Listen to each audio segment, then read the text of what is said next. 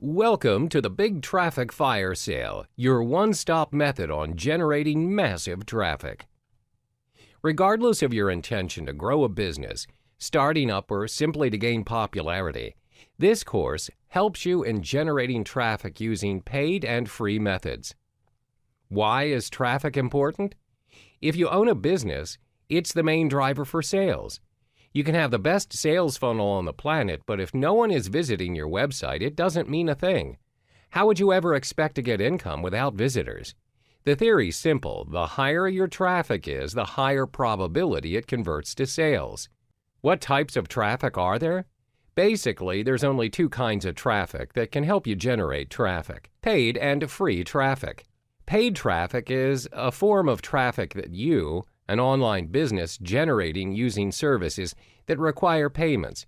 Usually, you need a service that is embedded within your website, or you hire agents to help you set up paid traffic.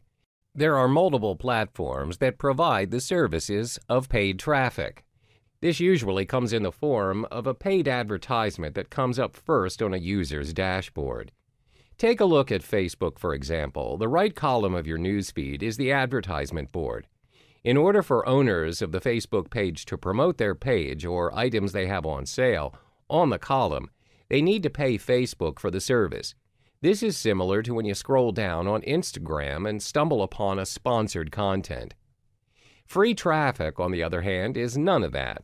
They're called organic traffic because it's generating traffic using a non-paying method. It depends solely on the user's skill to optimize their website by utilizing keywords, tags, and multiple crosslinks. Some searches, if you look it up on your web browsers, are not labeled with ads on them, but they still make it on the first page of the search result. It's all about using multiple social networks and other websites to link the desired site that needs traffic. In Big Traffic Firesale, you will learn how to get the best out of your desired traffic using both paid traffic and free traffic.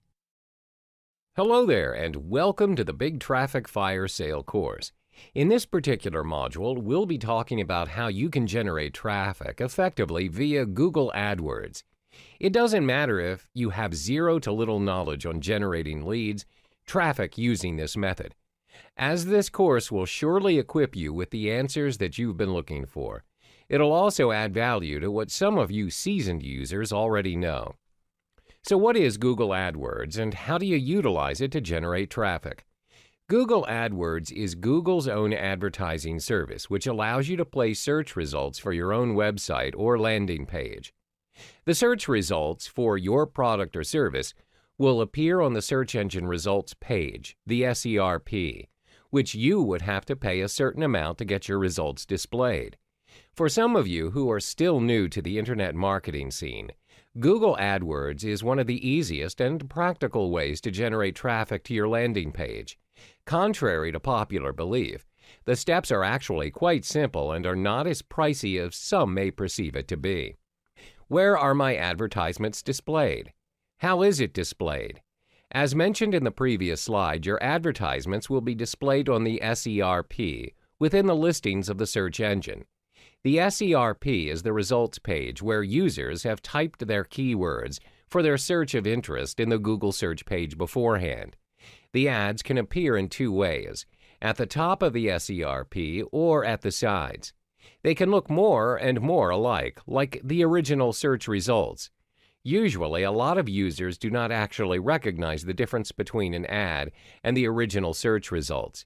At the moment, Google places a small ad label on the Google AdWords, which appear in the SERP. Now that you have a rough idea on what Google AdWords is, we'll look into the mechanics of how to start your own Google AdWords campaign and navigating it towards your favor. Hello there, and welcome back to the Google AdWords module. In this module, we'll be unraveling the mechanics of this vehicle, which is essential to kickstart your own campaign and generate your very own traffic. The first vital step is to kickstart your Google AdWords journey, is to create a Google account. If you already have an existing account, then you're good to go. But some users prefer to create a new account, specifically for their use of Google AdWords, so it would not get messy and it'll be more organized. Once you're logged into your account, click on Create Your First Campaign button. Then there's 7 simple steps to kickstart your campaign. 1. Select your campaign type and name. 2. Choose the graphic location where you want your ads to appear. 3. Select your bid strategy and set your daily budget. 4. Create your first ad group and write your first ad. 5. Insert your keywords into the keyword field in your account. 6. Set your maximum cost per click. 7. Enter your billing information.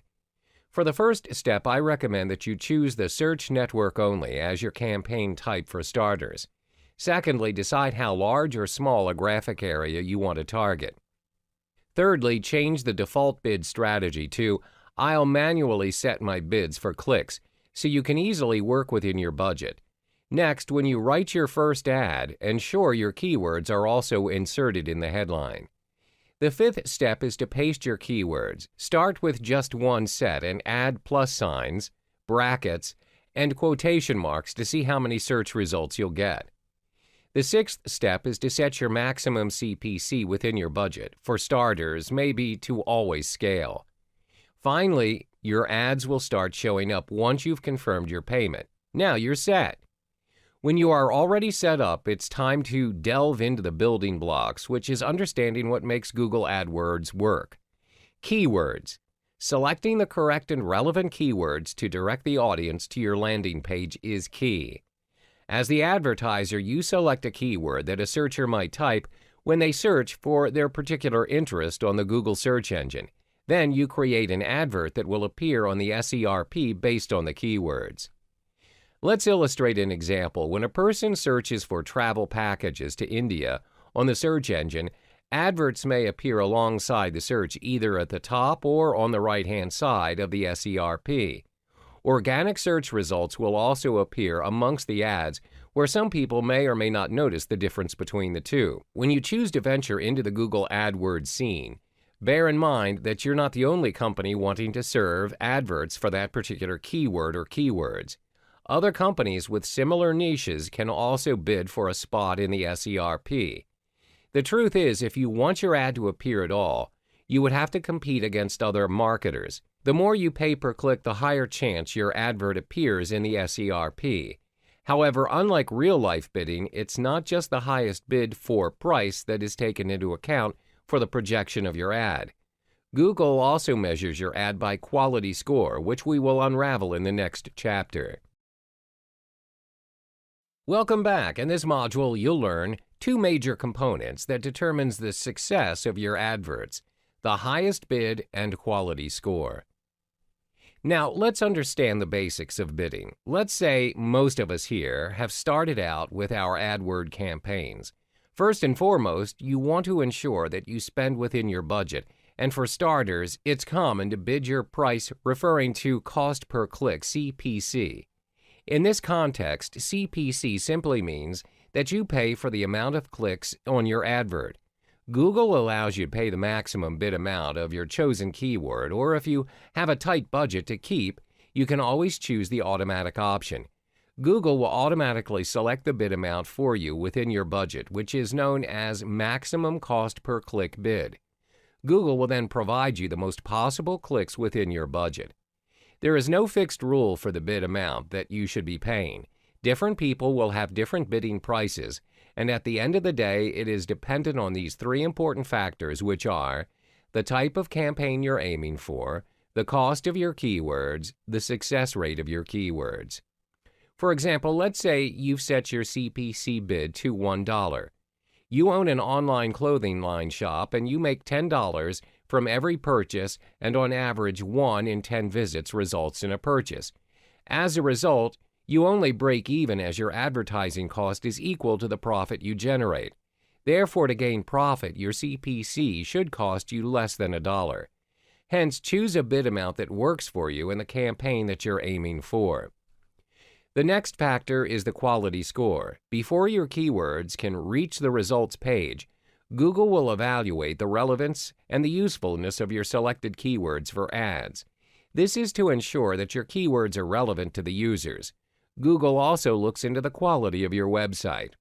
For example, if the user types in Converse sneakers and your advert is "Purchase your Converse here," Once they click on your ad, they would expect to be directly led to a website selling Converse sneakers and not a generic homepage, which is not good enough and is not what the user wants. You should take into account that a higher bid for an AdWord does not necessarily buy you to your results page display success. As a matter of fact, even if your rival's bid is higher, it's possible that you appear above their ad. The reason being your quality score is better. Higher quality score, lower CPC, so focus on both cost and relevance. Hi there, and welcome back. In this module, we'll learn the strategies and tactics in utilizing your Google AdWords to their maximum potential. The two tactics that we will be discussing is how to structure your Google AdWords account and identifying your relevant keywords. Previously, we've already discussed the steps on how to create your Google AdWords account. But in order for you to be systematic and to stay relevant, there are effective ways to structure your AdWords account. A relevant and logical account structure will surely have a significant impact on your ads, especially in your quality score. When your AdWords account is structured strategically and correctly, it will aid you in the following aspects: more relevant clicks and traffic, a high-quality score, therefore lower CPC, making your account more easier to manage and maintain. If you're planning to run only one campaign, your Google AdWords account is likely to be simple. However, if you plan to run multiple campaigns at the same time, it'll surely pay off when you consider to structure your account in a more optimized manner. Therefore, you can structure your AdWords account as follows. An individual account is structured into individual campaigns. Each individual campaign will have its own ad group. Each ad group will then have its own keyword, unique content, as well as their own landing page. There are multiple ways in which you can set up your Google AdWords account depending on your personal objectives. For instance, you can strategically structure your AdWords account based on your website, referring to the different categories of products or services you're offering. Meanwhile, you may also structure your account based on demographics, such as geographic location, if your business operates in different markets. Now that you've already structured your AdWords account based on the campaigns, you would now have to identify which relevant keyword to apply for the different campaign ads. In order for you to come up with the most suitable and effective keyword, thorough research must be done. This is to ensure that the keywords you intend to use are not of a low quality score and are also not too competitive. This may result in your ad not having a shot to be displayed. There are various ways to conduct keyword research when launching a new AdWords campaign, and one is using WordStream's free keyword tool to start. The steps are fairly simple. First, you need to key in a search term, for instance like baking supplies. WordStream will then generate a comprehensive list of keywords relating to the original search term. The most interesting part is the relative frequency data for the keywords is also made visible to you. You may also view the competitiveness of the keywords as well as the search volume using data from both Google and WordStream.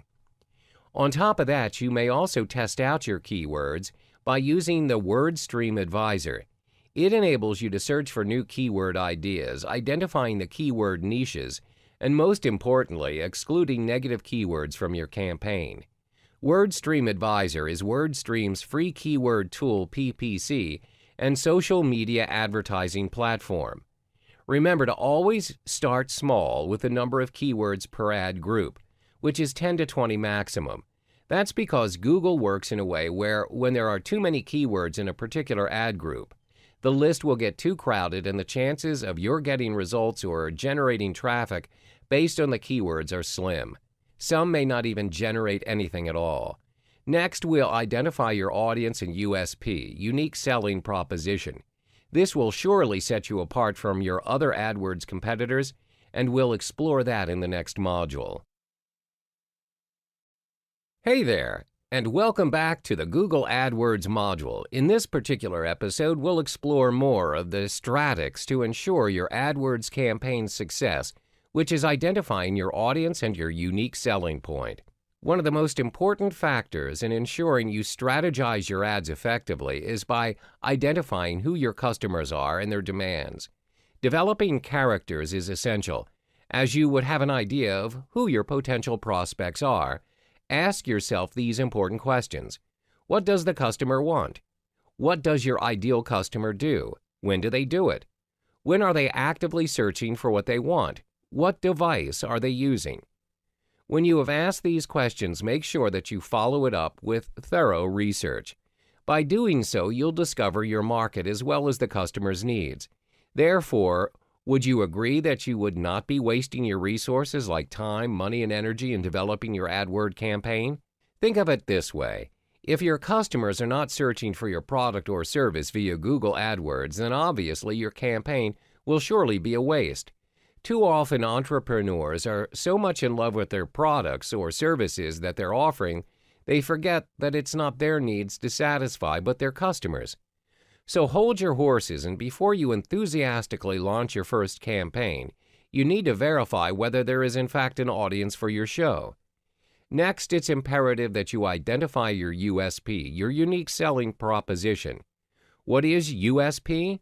Your USP is what sets you apart from you and your competitors. It gives you an edge, where it gives your prospects a convincing reason to choose you over everyone else. For instance, if you choose to advertise your traveling package to New Zealand, what makes your travel package different from the ones readily available in the market? What is your X factor? Do you offer destinations in New Zealand that other companies never offered before? Or do you have complimentary prizes that other companies never thought of? Are you unique enough? As Dan Kennedy, direct response marketing expert, would put it, why should I, your prospect, choose to do business with you versus any other option, including doing nothing? A powerful USP that everyone will surely realize is fresh, hot pizza delivered in 30 minutes or less guaranteed. This USP originates from Domino's Pizza, which they applied to create a billion-dollar company. So it leaves us with the most vital question: how do you create your own USP? First, identify your strength and what do you have that others don't. As stated earlier, this will be your X factor. Secondly, interact with your customers by hearing them out. A great company is built on customers' feedback and insight. Ask your customers these following set of questions. Why are they doing business with you and not the others? What do they like about your product or service? What can you improve on? Always remember that your price tag is not the sole reason why people buy your product or service. If your competitor is pulling you down on pricing because they're more established, you have to be creative and tackle another sales feature that will compensate the customer's needs. You need to build your sales around that particular feature. Thirdly, in order to create a very compelling USP, analyze your competitors. As the saying goes, if you can't beat them, join them. The best way to go about it is by conducting a competitor analysis. Make sure to analyze your competitors' ads, websites, and marketing materials. This way you can find a way to stand out from the crowd and establish a unique AdWord campaign. Hi there, and welcome back to another episode of the Google AdWords series. In this module, we'll discuss the steps in coming up with killer ads for your AdWords campaign. When it comes to Google AdWords, most people disregard the fact that besides traffic that you intend to generate, there will be unwanted traffic too. You must take this into account as you're paying when people click on your ads. Therefore, your ads have two very important missions: to attract potential and qualified customers to click on your ads instead of your competitors, to keep the non-related and unqualified customers at bay by not clicking your ads. This concludes that when you have more relevant clicks, you generate more sales. When you do not have unwanted traffic clicking on your ads, you would eventually save more money where it adds to your profit margin. Now, the question is, how do you direct the qualified customers to your ad? Well, you'd need to master the art of composing killer ads. There are 4 key components to your AdWords campaign. 1. Headline. 2. Description line 1. 3. Description line 2. 4. Display URL. Bear in mind that these components will either make you or break you. First, let's look at the headline. The headline should be your main focus, as it's what your prospects will be reading first of all. Moreover, AdWords will only allow a maximum of 25 characters per headline, so make every precious character count. One proven way to construct a compelling headline is by speaking to your customer's end goal. Don't ask them questions that they already are asking themselves and what they already know. Let me give you an example. If your customer is searching for pesticides for their crops, you should not have your headline as "Searching for pesticides," which can be redundant. Instead, give them the answer that they're looking for and what they want to achieve. Therefore, your ad headline should be written in this manner: "Get rid of pests once and for all, save your crops." Give them a solution. For your description line 1 and 2, you are only given 35 characters. Hence, reiterate your offer as effective as possible. Remember to include your USP as well as your call to action to prompt your customer. Another powerful tool to boost your click-through rate is by using the countdown timer, a current feature introduced by Google. This feature can also be inserted in your AdWords campaign, which will install a psychological force known as loss aversion to your prospects. Sometimes people are motivated by the idea of not wanting to be left behind than the idea of gaining something new. Therefore, by adding the simple feature of having an end date to your offer and including a real-life countdown on your ad, you'll surely inject a fear of loss in your prospects. This will surely give you an edge over your competitors. Last but not least, let's look at the display URL. This is oftentimes ignored by most users. The display URL is an important marketing feature if you know how to structure it. Most users will find the easy way out by just copying and pasting their domain name. Instead, what you can do is include your offer, your call to action, or even your USP that will make your URL unforgettable. Let's take a look at the context of the pesticides earlier on. www.domain.com proven pesticides. www.domain.com pests control. www.domain.com unharmful pesticides. When you have already mastered this art, it will increase your click-through rate, CTR, which in turn will boost your quality score and lower your cost per click, or CPC. Think of it this way: great ads will minimize your cost, while lousy ads will only add to it. Welcome back to yet another module of Google AdWords. In this module, we'll be focusing on the final important strategy to get your AdWords campaign running smoothly, which is tracking your conversions. Conversions tracking is a free tool provided by Google AdWords, which shows you exactly what happens after a customer views or clicks your ads. A conversion can be defined as an action made by a customer after they viewed or clicked on your ads. This may include purchasing a product from your website, signed up for your newsletter, called to get to know more of what your business is about, as well as downloading your app. Why use conversion tracking? Conversion tracking tracks your keywords and ads progress. If you skip this step, you'll never have an idea on which keywords, ads, ad groups, and campaigns are generating money and which ones are only pulling your resources down. In another sense, you wouldn't be able to optimize your campaign once it's up and running. There are quite a few ways to track conversions, and it all depends on your business goals. Some of the popular ways to track your conversions are as follows: online sales, phone calls, app downloads, in-app actions, new leads, in-store purchases. Let's illustrate an example on how you can track your conversions. For example, via online sales, assuming that you're operating an online boutique specializing in denim jackets. To track conversions, you add a single snippet of JavaScript code to the confirmation page where your users will view after they have paid for their purchase. In this case, you'll be tracking clicks on your AdWords campaign that converts into purchases. Let's say you make $40 on each denim jacket you sell. With the aid of conversion tracking, you can identify how much you spend on advertising your goods. In this context, let's say that you spend about $10 for each purchase your ad generates.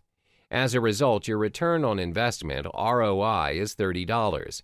This shows that your business is generating a positive value as you are gaining more than what you have spent.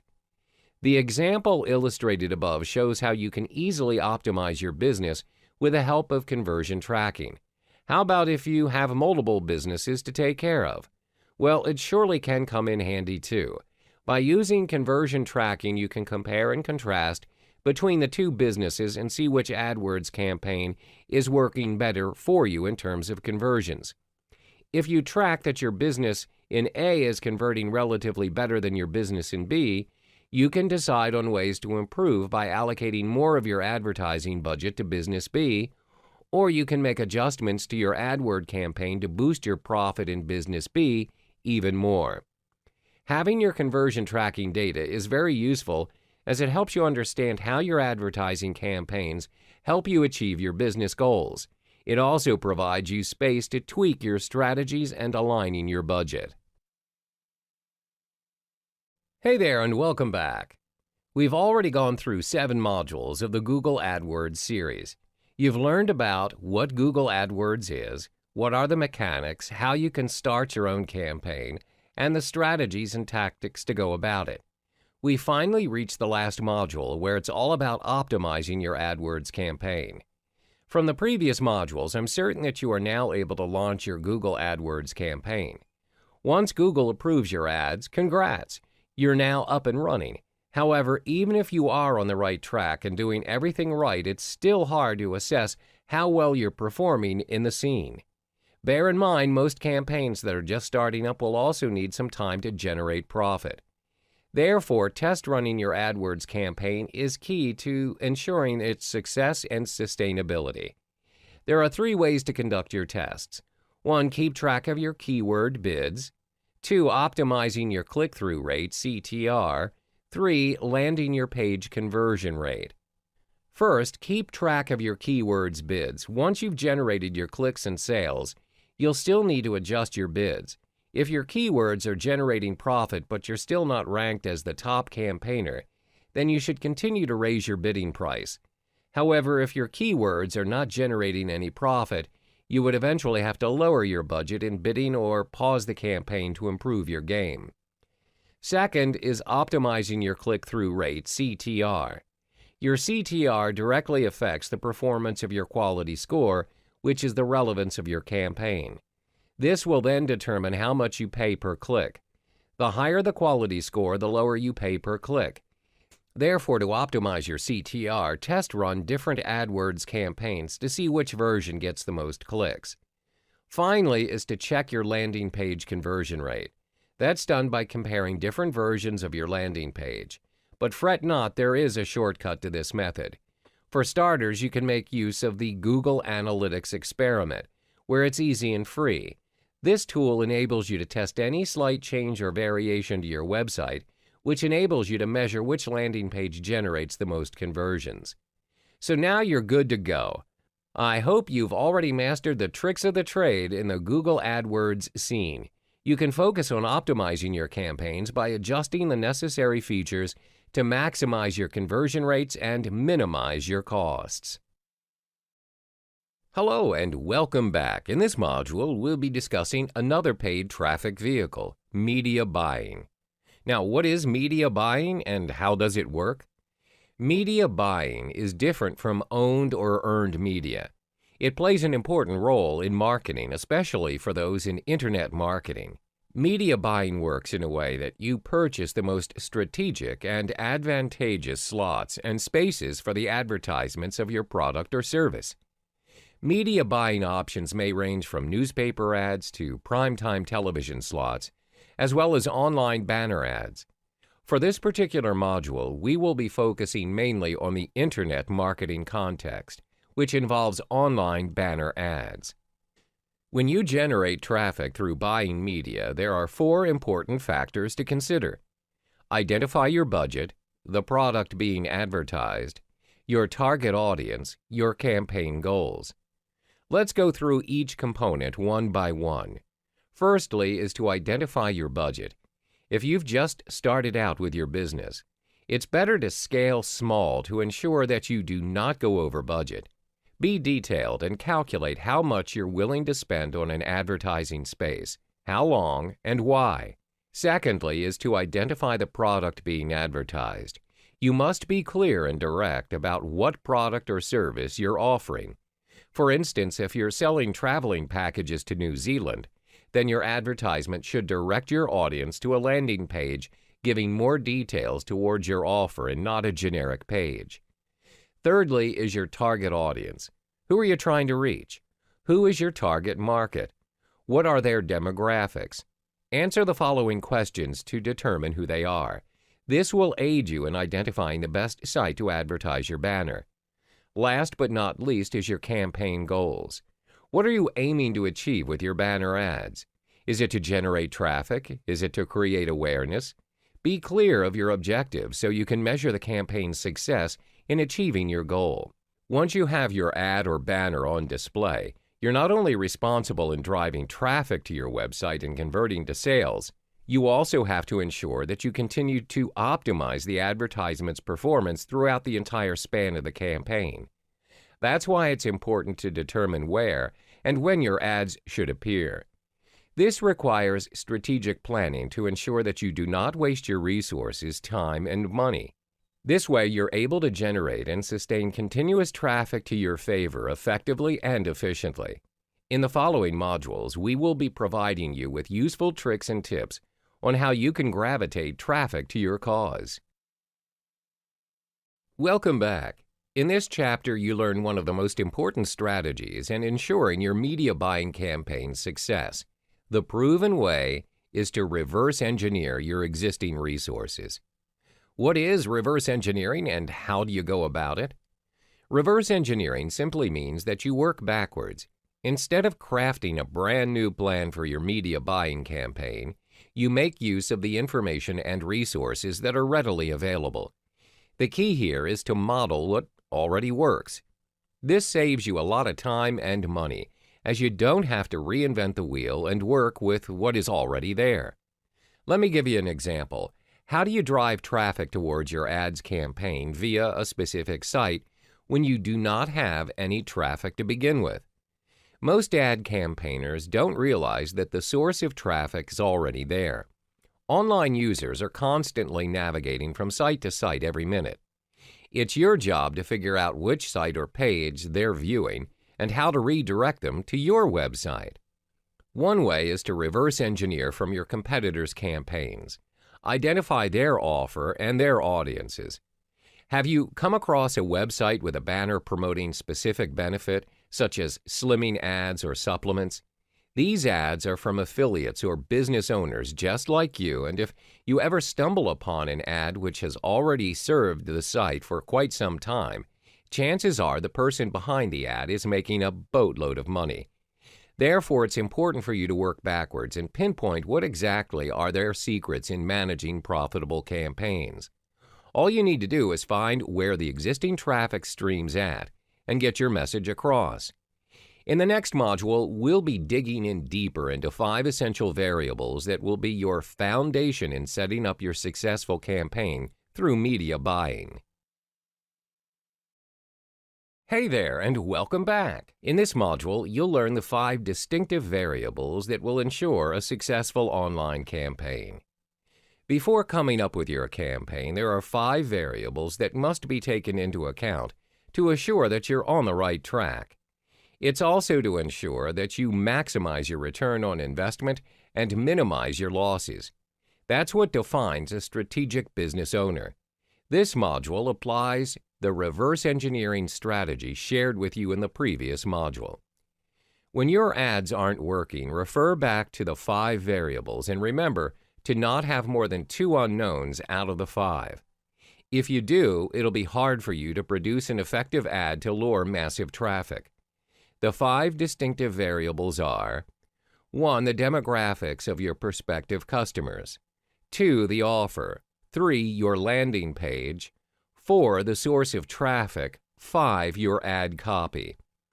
First are the demographics of your prospective clients.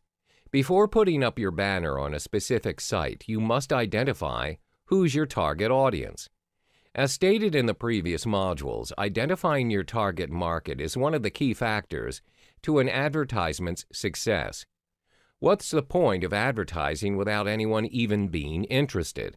Therefore, you need to get your demographics right. There are 4 points of information to gather. Who are they? Where's their location? What site are they on? What are they interested in? The answers to the questions will give you a bigger picture on how to strategize your ads and which site to display them on. If you put the right offer in front of the wrong demographic, it won't convert. The second variable is your offer. You must be sure of what your offer is. What are you selling? What are the price points? What are your upsells and downsells? An effective way to model your offer, of course, is by reverse engineering. How? Go through or purchase your competitor's offer.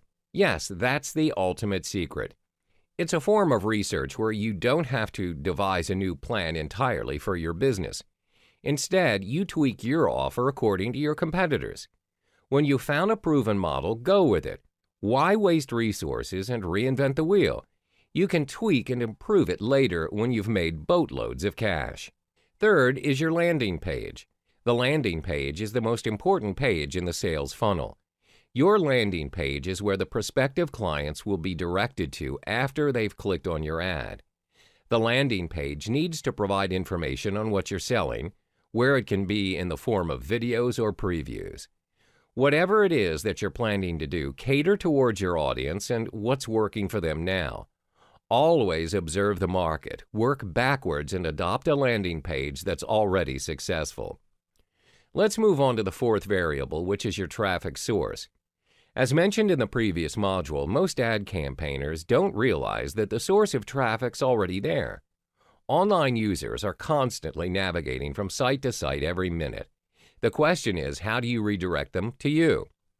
Last but not least is your ad copy. The ad copy is equally important as the other elements, as it's the gravitational factor that influences the prospective clients to decide on whether or not they should click on your ad to know more. It determines your click. There are 3 ways to write a persuasive ad copy. The first step is to use the AIDA model as a guide to write your copy. AIDA is an acronym that stands for Attention, Interest, Desire, and Action. It's an approach used by advertisers to describe different phases of consumer engagement with an advertisement. The second step is by commanding attention to one big idea. This means that you need to focus on your headline. The headline will be the first thing your consumers look at, even before an image. A good headline focuses on your biggest product benefit. Thirdly is by promoting readability with short and broken sentences. Your sales copy needs to be easy to read. Your readers don't want to make an effort in reading your content. Remember to master these 5 variables and maximize your potential by reverse engineering. Hi there, and welcome back to another module of the Media Buying series. In this chapter, you'll learn the importance of identifying your direct and indirect competitors. When you venture into any business, there's always competition. Therefore, you have to take a strategic step by identifying who are your direct and indirect competitors, especially those who are a step ahead in the business and are creating massive profit day by day. Why is conducting a competitor analysis necessary? First and foremost, when you have an idea of who you're competing against, you will take the initiative to take it up a notch. You can use the information that you have to improve your business performance when you compare it with your competitor. You're also able to identify gaps in the market. Most important, you can leverage on your competitor's traffic source as you now know what the audience is willing to pay for. The same case applies when you choose to advertise your product or service via media buying. There are 2 types of competitors. 1, your direct competitors. 2, your indirect competitors. First, let's understand the direct competitor. Your direct competitor is defined as the company offering the same product or service as you are. For instance, if you're selling health supplements, you notice that Company A is also selling health supplements. Meanwhile, your indirect competitors are those who are offering an entirely different product or service than you are, but they are catering to the same demographic. This means they have the same target audience as you do. Let's illustrate an example. As stated earlier, your company is selling health supplements, catering to a specific audience. In this case, let's say your customers are focused on elderly folks ranging from 50 to 70 years old. For Company B, they are serving the exact same audience as you are.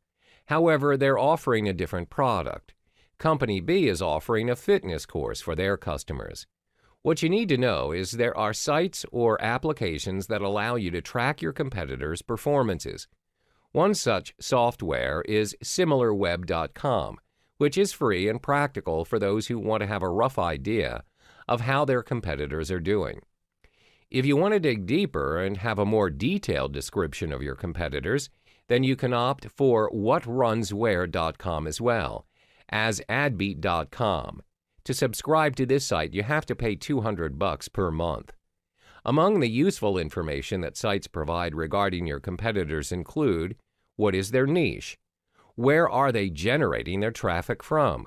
Which referrals or advertising platform are they using? For example, Taboola.com, Alternative Daily?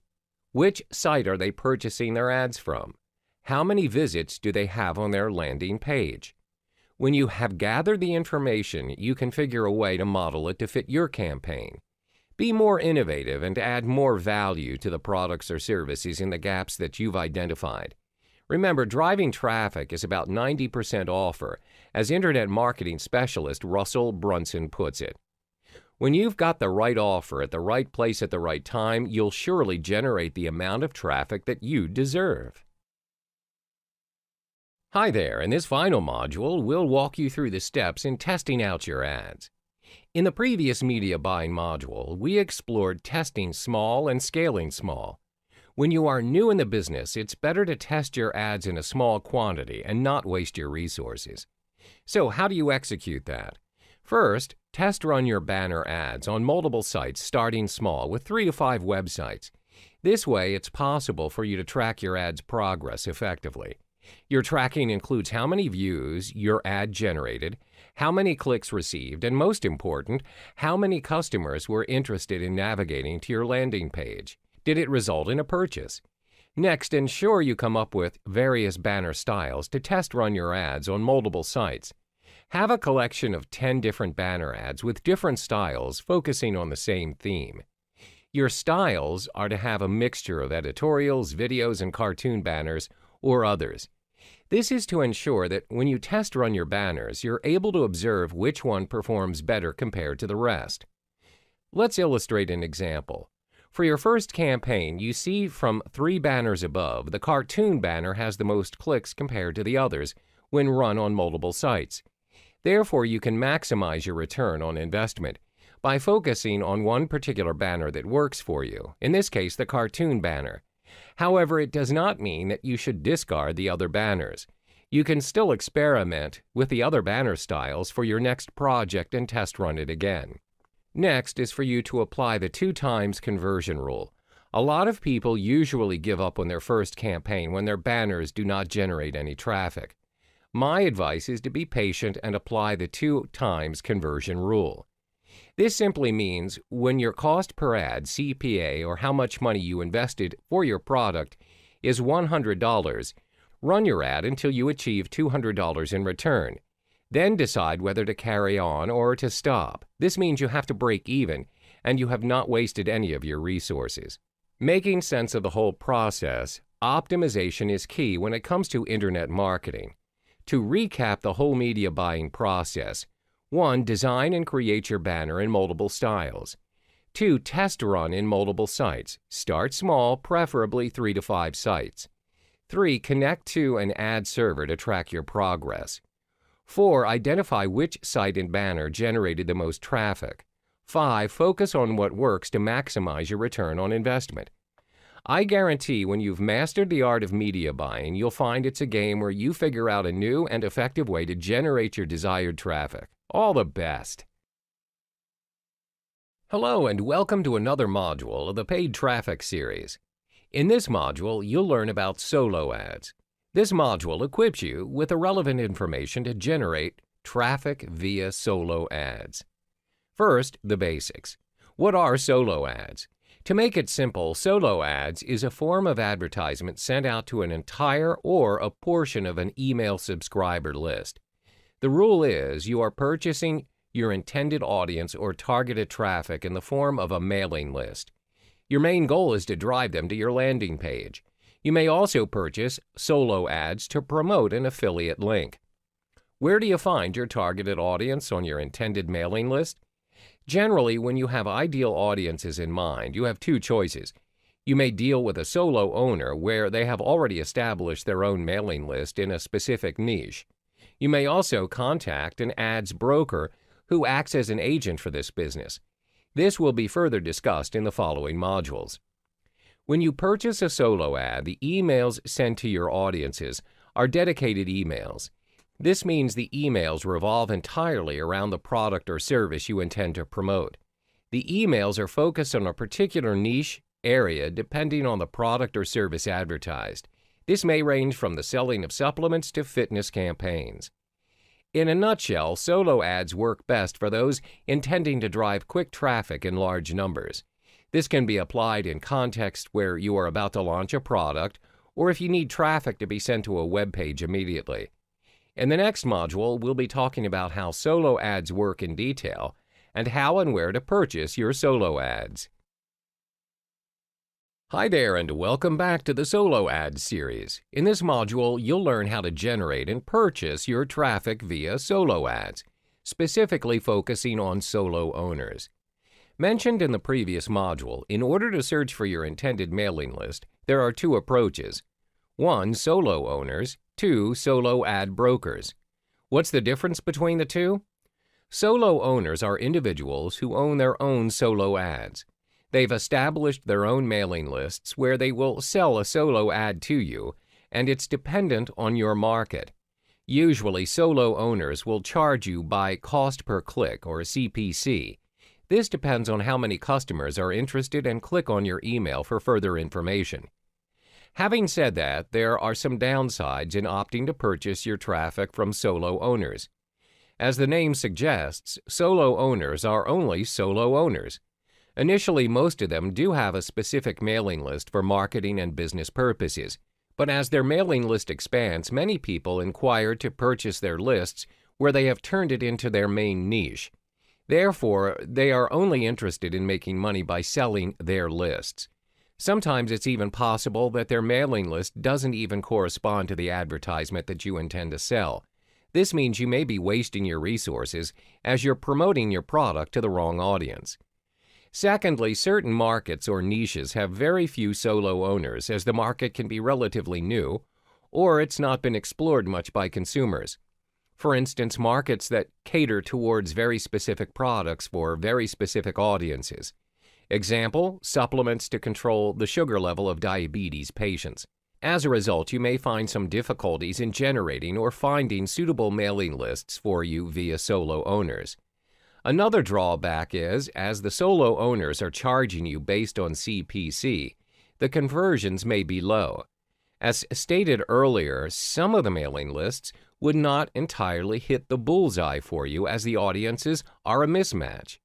Now, you've understood solo owners. In the next module, we cover another vehicle to generate your traffic, which is solo ads brokers. Hey there and welcome back. We explore another initiative to generate your traffic, which is based on solo ads brokers. By the end of this module, you'll be able to weigh your choices in generating traffic. What are solo ads brokers and how do they aid you in generating traffic?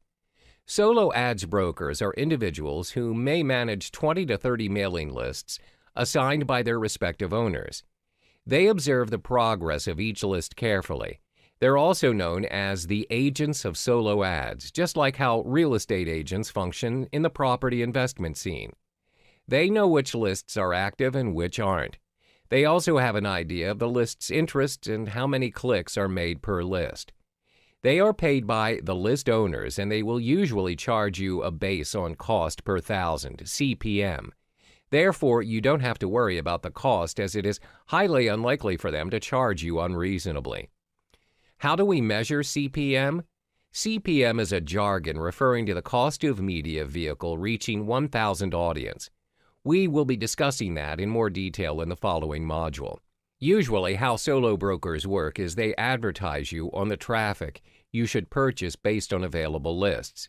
When you test run your solo ad and you find it is not generating the amount of traffic you want, you can always go back and discuss about the problem that you're facing to your solo brokers. They are more than willing to help and compensate for your loss by doing what they call a make good, where they'll try to improve the situation. They'll either provide you with another mailing list or they'll give you discounts in your future purchases. It is in their nature to ensure that their customers have a good experience. That's because their goal is to sell as many lists as possible to the right market, and they want their customers to come back and make another purchase with them in the future. They want to be in the business for the long haul. This kind of transaction is also made available through Facebook Solo Ads group. It can be a public or a closed group. In a particular group, there will be solo ads brokers or vendors, as well as the buyers. The brokers advertise the lists that they sell. Meanwhile, the customers who purchase the lists can publish testimonials on the group's page. Therefore, the members of the group will get direct feedback, and this will enable them to weigh their selection of lists. Examples of solo ads Facebook groups are as follows. 1. Solo ads and funnel clicks market. 2. Solo ads, ad swaps, and email marketing. Again, one of the drawbacks is that solo ads brokers are also dependent on the market. You need to scout around to ensure you're dealing with the right broker where they provide you with the intended audience. Different markets have different solo ads brokers. Don't waste your resources by making the wrong choice. Hi there, and welcome back. In this module, we provide you with the golden rules to ensure your solo ad success. The two rules focused on in this chapter are to identify your target audience and secondly, to be specific in your advertising. When you intend to launch a product or service, you have your own target audience in mind. Without any consumers, there's no reason for you to even think about the product in the first place. The same case applies in solo ads. You have to know which market to focus on and whom you are servicing. The first golden rule: identify your target audience and be familiar with their demographics. For instance, if you're selling skincare products that specialize in getting rid of acne, the questions you want to ask yourself are: which age group are you focusing on? Are you focusing on males, females, or both? What type of products are they purchasing? What sites are they interested in and looking at? It's important to identify these factors as it'll aid you in being more specific towards your advertisement goals. As a result, you're able to effectively generate the kind of traffic you want. By identifying your market, you're also able to select the market where people congregate for a specific cause or interest. After you've identified your target audience and you find a mailing list that works for you, remember to keep going 2 times bigger than your previous round. For instance, if you purchase 50 subscribers on a list and it works for you, continue with 100 subscribers for the next round. Continue to do the same each round until you have accumulated your ideal list for your advertisements. But always remember to not drastically go for a huge solo ad if you're relatively new to the scene. The strategy is to scale it small and to go bigger each time. This way, you don't waste your resources on gaining unwanted subscribers. Now, the second golden rule is to be specific in your advertising. A lot of rookie solo ad users happen to be vague in what they're selling, thus confusing the audience. First and foremost, be clear of your purpose or goals of the email. Do not confuse the readers by making them wonder what your offer is. Clarity is key. Cut to the chase. Another important pointer to note is to stay true to why the audience opted into your list. For instance, when your solo ad directs them to your squeeze page, make sure that they get what they came for. If your squeeze page is giving additional information on your skincare product, don't send them an ad on slimming pills. Yes, it happens. When you fail to deliver relevant information to your audience, it can go 2 ways. They either hit the unsubscribe button or worse, report you as spam. It's important to not only generate and drive traffic to your page, but to sustain and build up your lists as well.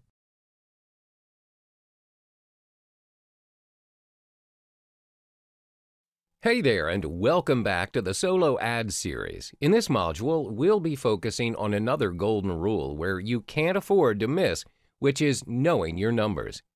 When we talk about numbers, it all boils down to 2 major components. 1, identifying the cost to purchase your solo ads. 2, tracking your progress. In any business, it's vital to identify the costs invested in your product or service. This is to ensure that you adhere to the budget and do not go overboard as a result, wasting your resources. When you have invested, the next step would be tracking your progress to identify if your investment generated profit or loss. Now, some people may think it's unnecessary to track your progress when you're only dealing with solo ads, but trust me, it pays to be systematic and calculative, especially if you want to go big. First and foremost, let's identify the cost to purchase your solo ads. When purchasing solo ads, you are usually charged based on cost per thousand. That's CPM. CPM is a marketing jargon and is the most common method in pricing web ads. It refers to the cost of a media vehicle reaching 1,000 people in audience. Some solo ad sites will charge you based on their fixed rate. For instance, it'll cost you $1,500 to advertise to a mailing list of a specific size. The M in CPM represents the Roman numeral for 1,000. The CPM formula is as follows: cost of 1 unit of media program divided by size of media program audience times 1,000. Let's illustrate an example. The mailing list size for Market A is 100,000. The price for a solo ad referring to Market A is $10,000.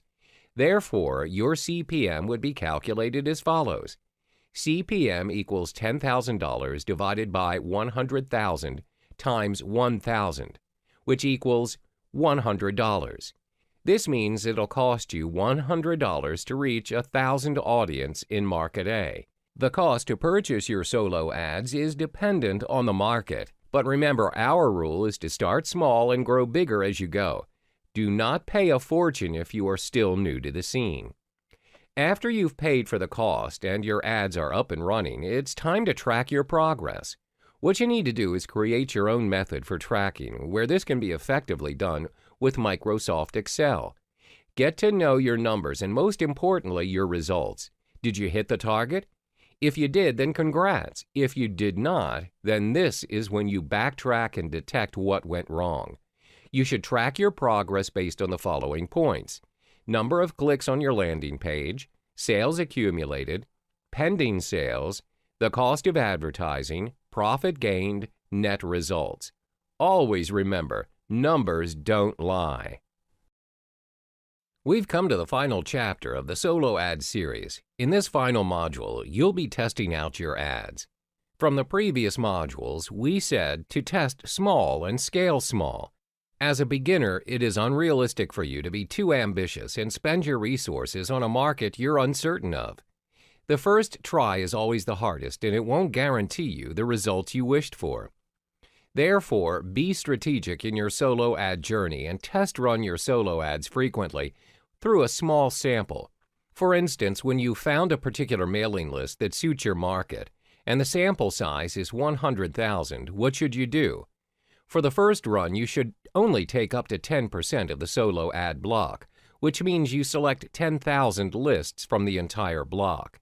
This gives you the chance to track your progress and observe your performance. You are able to identify if the solo ad is in fact the suitable market for you.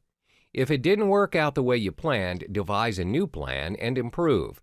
Most important, you are not taking a risk you can't afford to handle as you are scaling it small. When you figured out the game and set up your game plan, my suggestion is to gradually increase your solo ads by 10%. Do not scale it up drastically. Remember, consistency and sustainability is always key. As mentioned earlier, from the 100,000 subscribers, you have had your test run of 10%. Continue to purchase the next 10% from the same block and test run your ad again. If you found out it is working for you, then go for the next 10%. This is how you should test run and scale your solo ad if you're relatively new in the internet marketing scene. Keep going and increase your momentum by 10%. Once you've got the hang of it, it's smooth sailing from there. Test small, scale small, and then go bigger. Hello there. In this module, we cover the fundamentals of Warrior Special Offers, WSO. WSO comes under the Warrior Forum, a forum specifically designed for internet marketers. Freelancer recently bought the Warrior Forum, where the forum now includes a great community of online freelancers. WSO enables you to create your offer and showcase it to the subscribed members in the forum. Over 1 million people are registered under this forum, where all of them have a common interest in internet marketing. This forum caters towards two different audiences. One, people who create their own products in the internet marketing niche, internet marketers, and two, people who are interested in purchasing internet marketing products. The Warrior Forum is a platform which allows internet marketers to promote their latest offers. They provide spaces for marketers to place their banner ads in the forum. However, in order to advertise your banner, you would need to have access to the War Room, which is a sub-forum under the Warrior Forum. You'll be charged $37 for a lifetime membership. Apart from that, the Warrior Forum caters towards the email marketing business.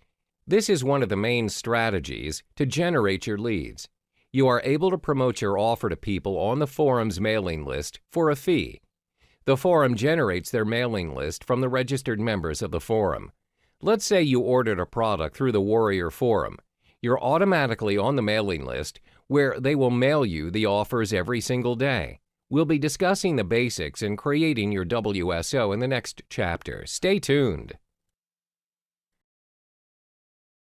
Hi there. In this module, we'll discuss the steps on how to create your own WSO in the Warrior Forum. The first step to kickstart your offer is by signing up as a member of the Warrior Forum and creating your own account.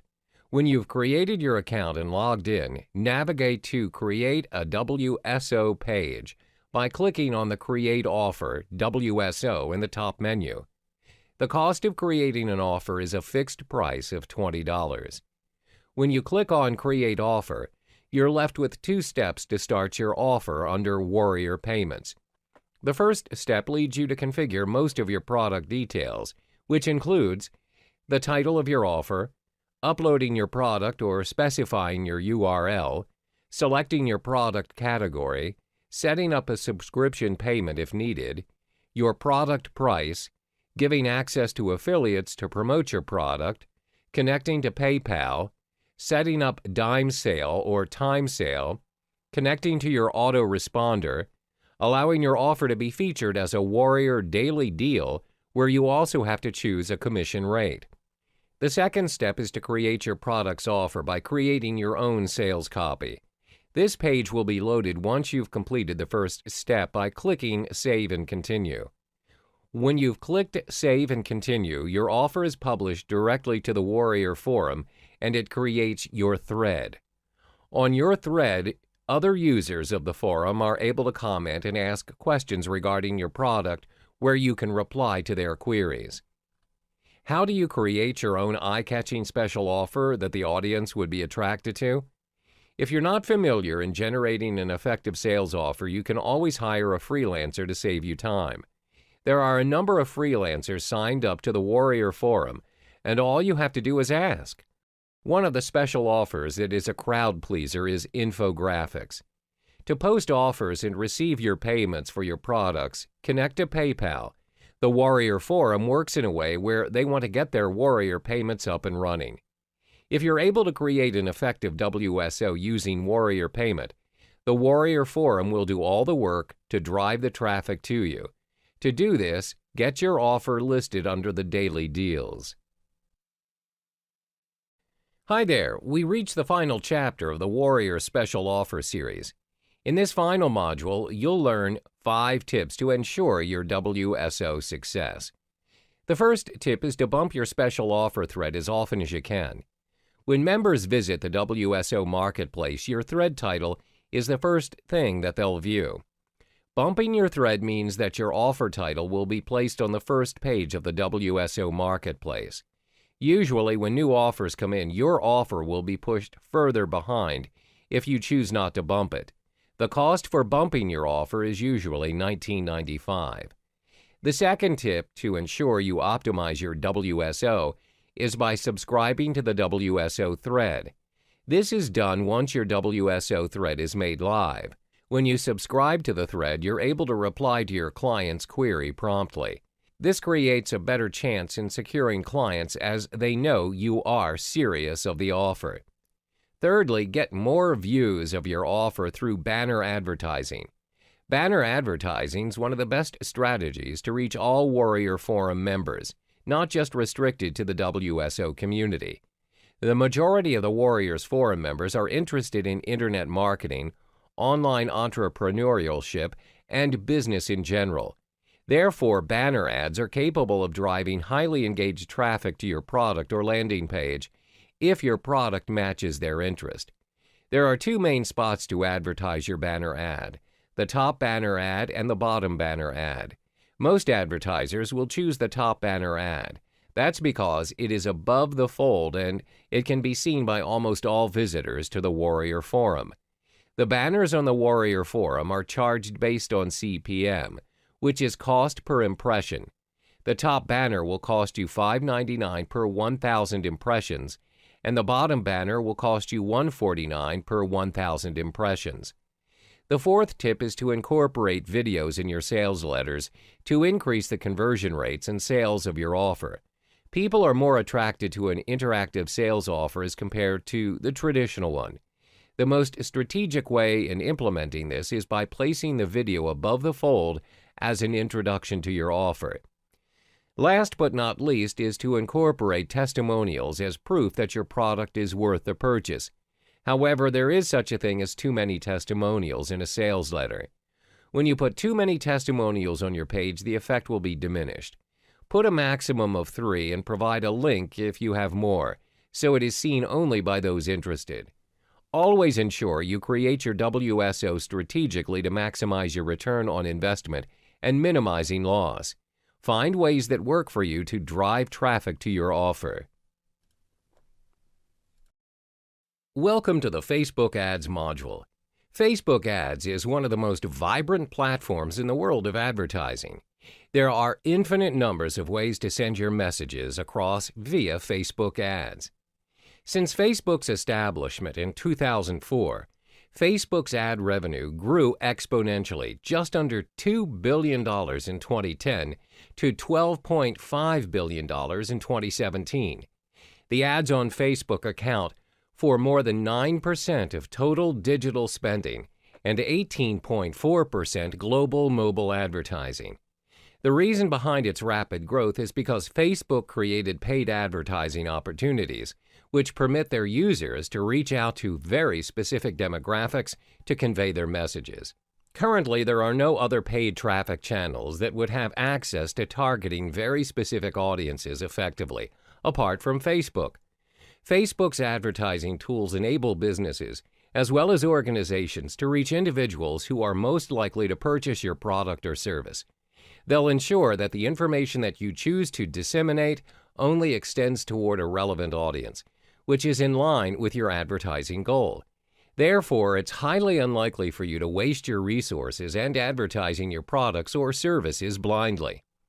When you choose to advertise with Facebook, Facebook will narrow down the demographics for you to identify your target audience accurately. This may include their interests, age, and location. We'll explore this subject in more detail in the following modules.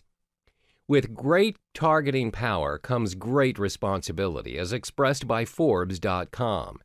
This is definitely true, as Facebook ads have the advantage of connecting you to a very specific audience in no time. The mechanics behind the process also demands a very thorough understanding.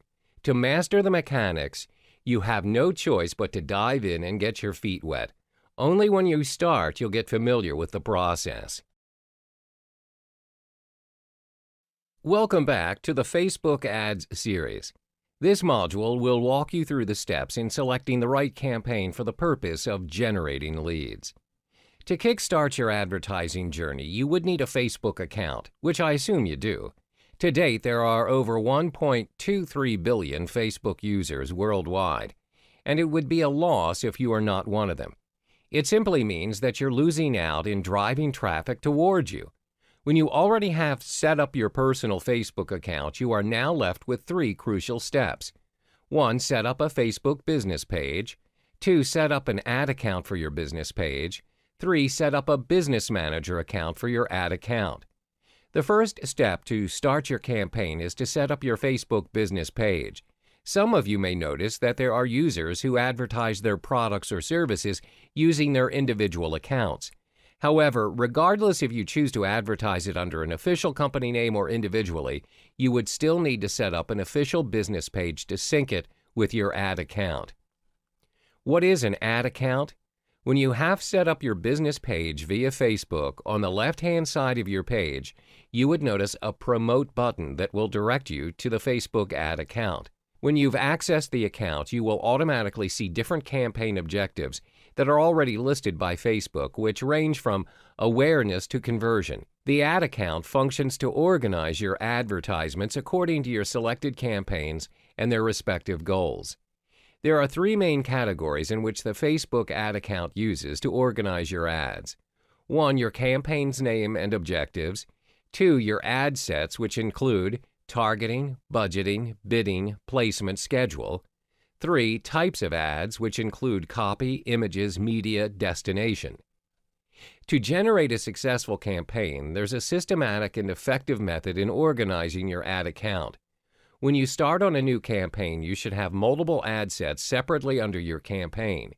Your different ad sets should also have one specific advertisement. The campaigns are organized in such a way that you will have more control on the advertisements which you wish to publish. Secondly, as stated earlier, your ad sets will have their own budgeting. When you separate your ad sets, you'll get to manage your advertisements according to your budget. After you've organized your campaigns and your ads account, it's time for you to set up your Facebook Business Manager account. Some may think it's unnecessary to do this, but if you plan to expand your business, you'll find yourself managing multiple pages and advertisements for different products or services. This also means that you'll need to set up more than one ads account. This is when the Business Manager account comes into play. Your Business Manager functions to manage your multiple ads account. When you have multiple ads account, each separate account caters towards different clients or businesses that you serve. You pay for ads with different payment methods. You then organize each ad account based on their campaign objective. One of the greatest advantages that you'll obtain when you set up your Business Manager is that you're able to track the performance of your ads across the different accounts. A report will be generated on the assets and people that your business is responsible for. I hope you now have a better understanding on how to set up your pages, ads account, as well as your Business Manager. Later, we'll be exploring the 4 main campaign objectives that you should be paying attention to in order to generate your traffic and sales in the next module. Hello there and welcome back. In this module, we'll be exploring the basic fundamentals of Facebook advertising. This includes selecting the most suitable campaign objective to generate traffic to your cause. So what you need to realize is the most recent Facebook ads account has 13 different campaign objectives for different and very specific purposes. Your advertising campaign objective is the action you would want your audience to take. Setting your campaign objective and selecting the most suitable one will determine the overall success of your advertisement. As our main objective is driving traffic towards your business, we'll be focusing only on 4 campaign objectives, which are traffic, video views, lead generation, and website conversions. Let's explore each in more detail. First is the traffic objective. With traffic as your objective, you're able to send people to your websites from Facebook and increase the number of visits. You're also able to get people to download your app. There are various ads formats for you to choose from in order to advertise your ad, which ranges from photos to slideshows. Secondly is video views. With video views, you're able to show your prospective customers your product launches, behind-the-scenes footage, as well as testimonials to raise awareness as well as marketing your brand. Videos are proven to be a credible source in promoting your products or service. Next is lead generation. This campaign objective is very effective and useful as it functions to collect information from your prospective clients by asking them to fill out a form in the ad with their details. Their information may include their age, email addresses, as well as interests. Lead ads are useful to collect sign-ups for newsletters, price estimates, follow-up calls, and business information. Last but not least is website conversions. This campaign objective is to get your customers acting on and using your website. For instance, you can track conversions when a customer purchases a product from your website. To enable website conversion ads, you will need to use the Facebook Pixel for websites. Hi there, and welcome back. In this module, we will be walking you through the fundamentals of Facebook ads cost. Understanding Facebook ads cost is important so that you are able to work within your budget and maximize your return on investment, or ROI. There are a lot of factors that affect your Facebook ads cost. Therefore, there's no fixed answer to the famous question, how much does Facebook ads cost? Everything from your audience to your bidding plan directly influences how much you're going to pay for your ads. Always bear in mind that the cost that you spend on your ads is also dependent on how you align your budget. This means, as an advertiser, you'll state how much you are willing to pay for an ad. You can manually adjust this on the pricing and bidding section. If you choose not to, Facebook will automatically calculate a bid for you within your budget and how long you choose to run your advertisement. Assuming that you are relatively new to the Facebook advertising scene, let me recommend a budget that works for you. Let's begin with $50 if you are opting to drive conversions for 5 days. Every day, Facebook will take up to $10 per day in advertising your ad. The reason why we do not go beyond $50 is because you want to test your ad first before deciding to invest in a higher amount. Imagine if you start investing $100 for your ads and the results don't even make up to your advertising costs. This proves to be a waste of your investment. Hence, test it out first and scale it upwards when you've discovered the advert that works for your campaign's objective. What are the factors that affect your Facebook ad cost? There are 3 factors which include your target audience, the quality of your ads, and the time of the year. First, let's discuss your target audience. The audience you choose will directly affect how much you're paying for your ads. This is because it's possible that other people are trying to target your audience as well. For instance, my company is selling handmade shoes. The audience that I'm targeting is not going to have handmade shoes as their only interest. These customers also love baking, fishing, traveling, and fine dining. Multiple companies will target each of these traits uniquely. All of us are inevitably competing against each other to place an ad on this group of audience. This brings us to the second factor, which is the quality of your ad. The quality of your ad can cause your ad's cost to skyrocket or lower dramatically.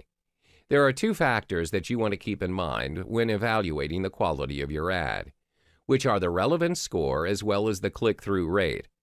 Your ad's relevance will be scored from 1 to 10 and is assessed based on how relevant your ads are to your target audience.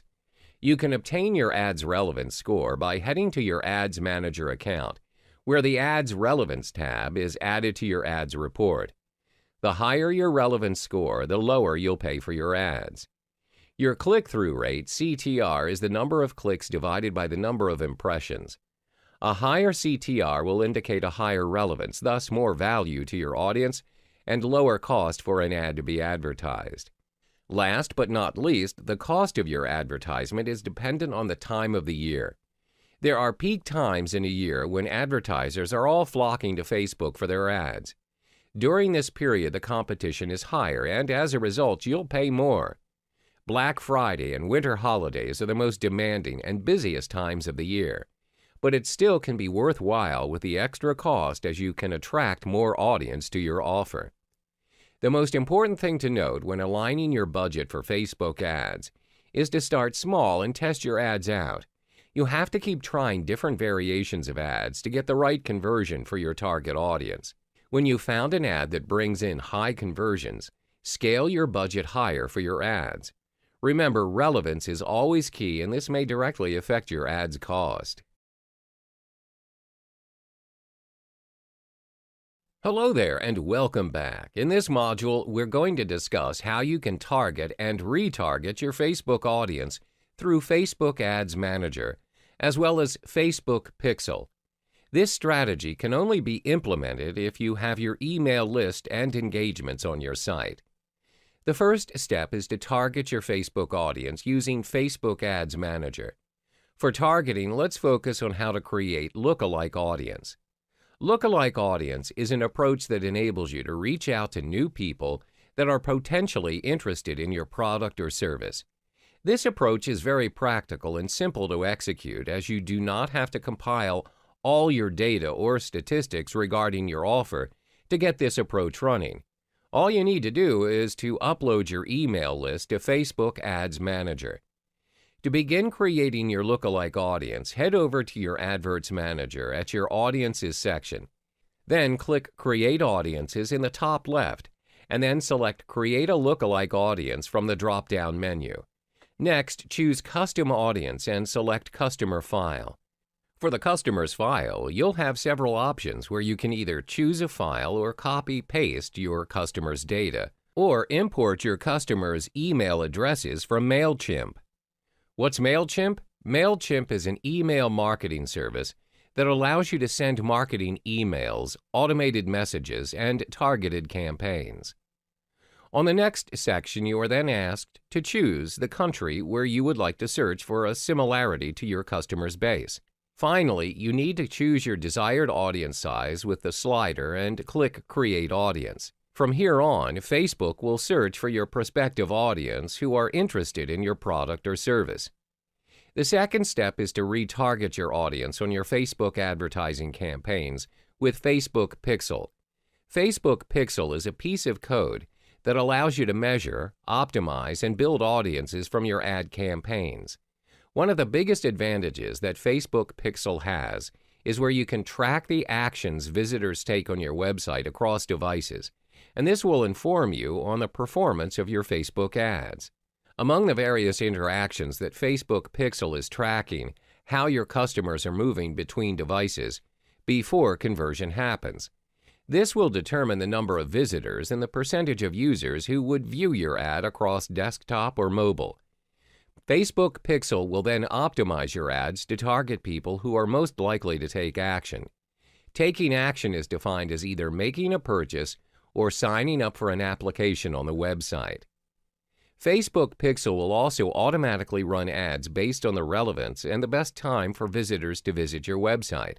Therefore, if you're running your Facebook ad and you notice that there are no actions taken on your website, it's time for you to kill your ad and change it to a new one. In the world of Facebook advertising, it's all about testing and more testing to get your campaign right. Another approach to this strategy is to retarget your audience for your upsells. This strategy works when your audience has gone through your first, second, and third sales ads, but they opted to make their purchase on the front end only. One way to lead them back to your back end sales is when over a certain amount of time, you should retarget your sales ads back to them after they've signed up. If you want to invest more resources on your ads and maximizing their full potential, you need to place more emphasis on your back-end sales instead. This is because the back-end sale is where you make most of your money. Hi there, and welcome back. In this module, I'll walk you through 3 simple steps in building your visual portfolio for your Facebook adverts.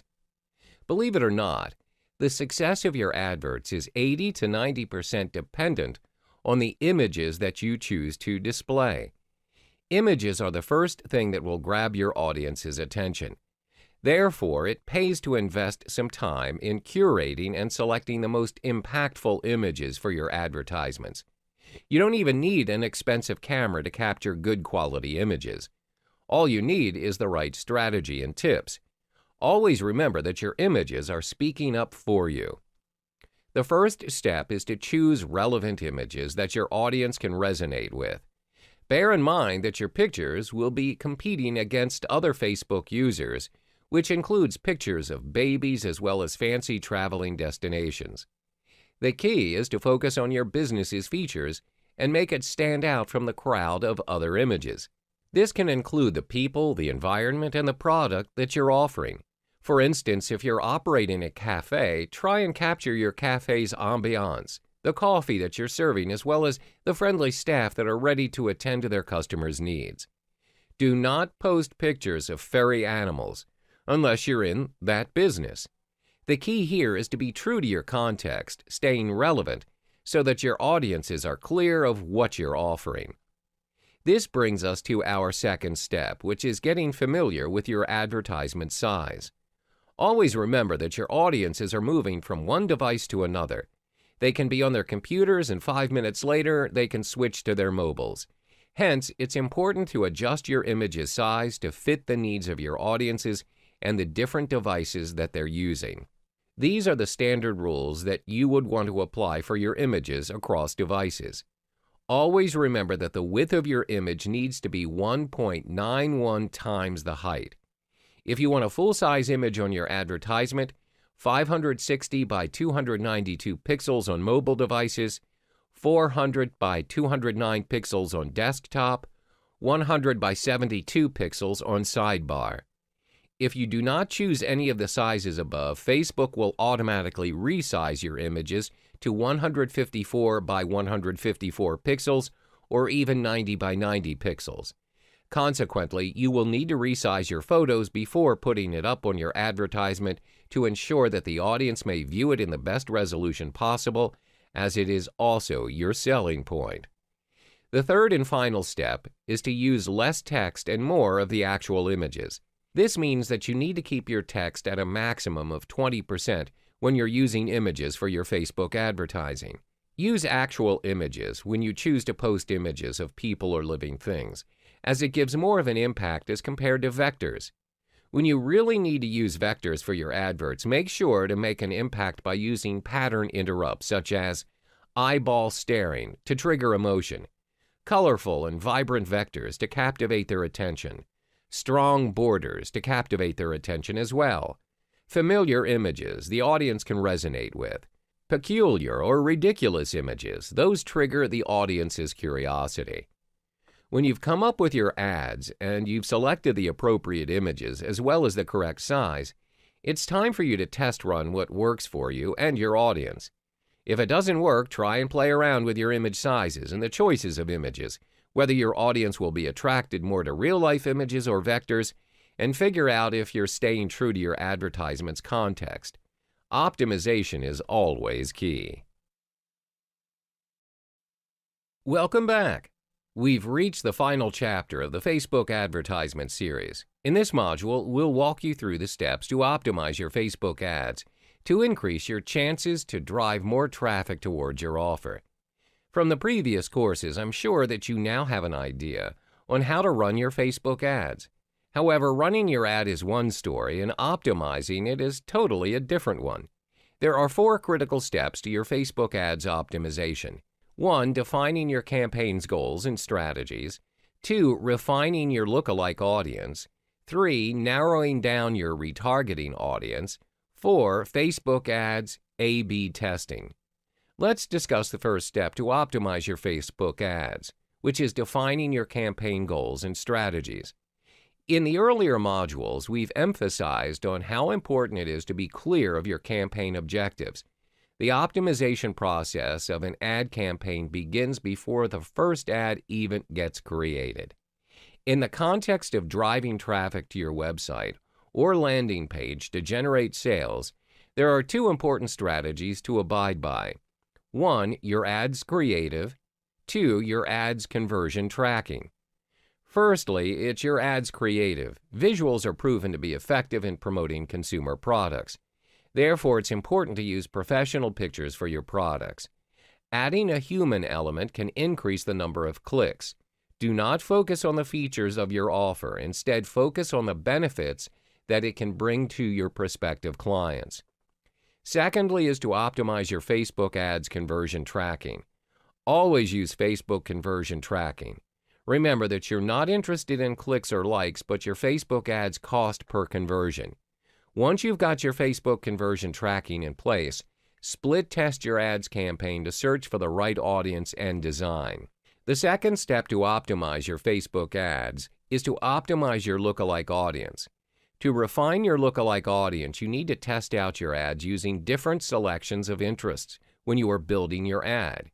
Once you've discovered the right set of lookalike audience and interest, it will definitely reduce your cost per conversion.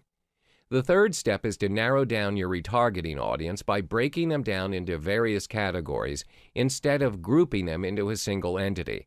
For instance, you may have audiences with different interests, age groups, and locations.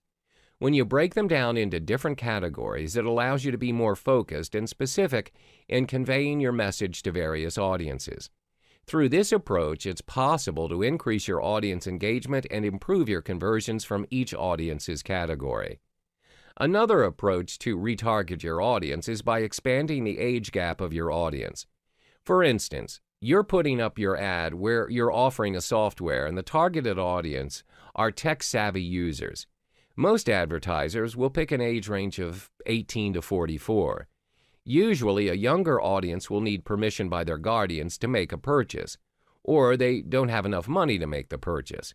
Therefore, by increasing the age gap, you are lowering the cost per conversion, as you're only attracting the correct audience. The fourth and final step is to run a Facebook ads A/B testing. To determine which ad campaign works better, you'll need to run a split test. How do you execute this? Running 2 different ad campaigns on 2 different devices, mobile and desktop. This approach will effectively allow you to target each audience with a specific message instead of running a single ad campaign on different platforms. 2 different ad campaigns on different devices mean both are targeted to different audiences to detect the differences in the results. You don't need a massive ad spend budget to run your split test.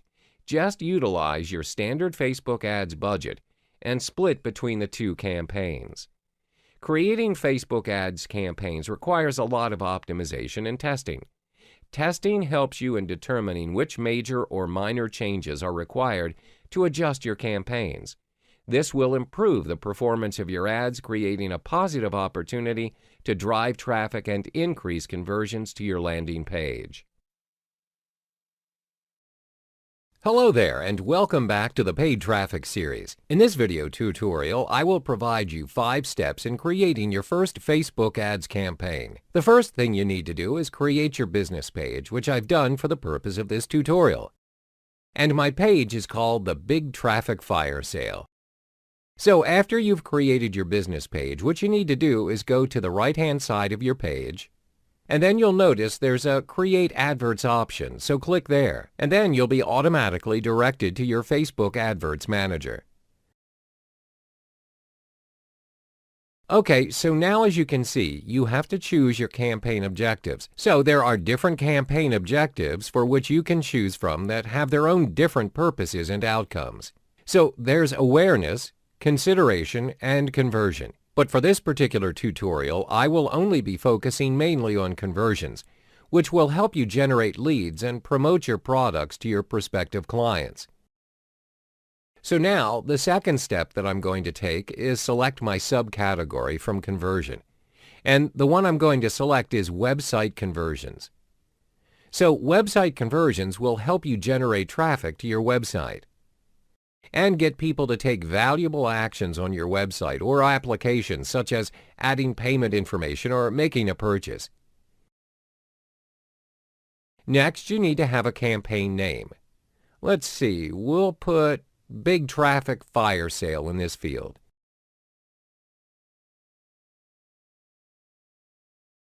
And then you can set up your first AdWord account.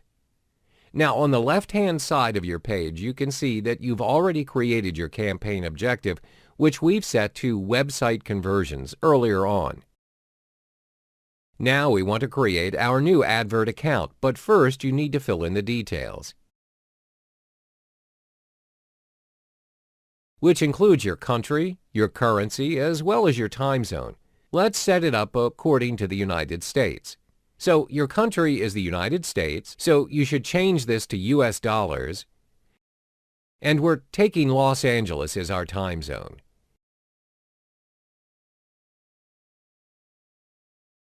Now we're going to head to the advert set. Now press Continue. We're directed to the Advert Set section, which has several subcategories under it, so we'll go through it one by one. The first one is conversion.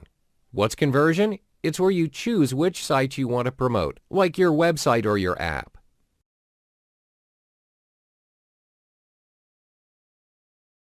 We're selecting Website or Messenger.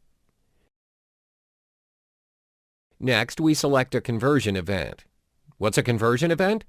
A conversion event is a method you choose featuring activities going on your website. So let's click here. When you scroll down, these are all the different methods that you may choose from to describe your website activities. We'll go with View Content. View Content tracks key page views, for example, the number of people who have viewed your product page or your landing page or the articles that you've written. Let's go with this one, View Content.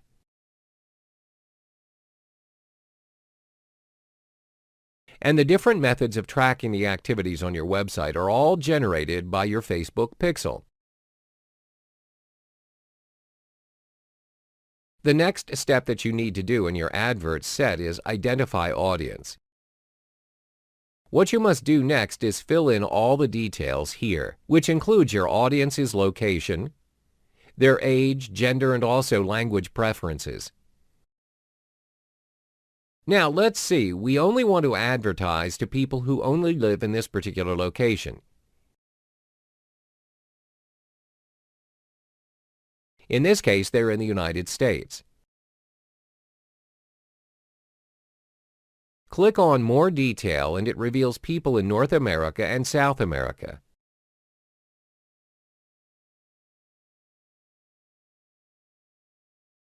Next is age. The age range is also very important because you would only want your intended audience to visit your page.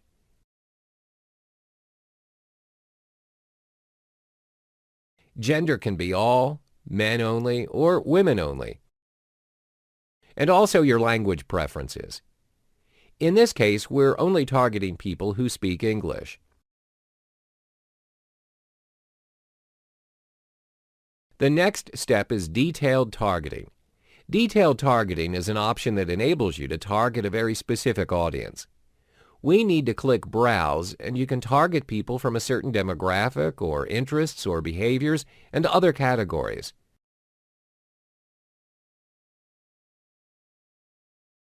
Let's click on Interests, and you see a wide range of categories you can choose from.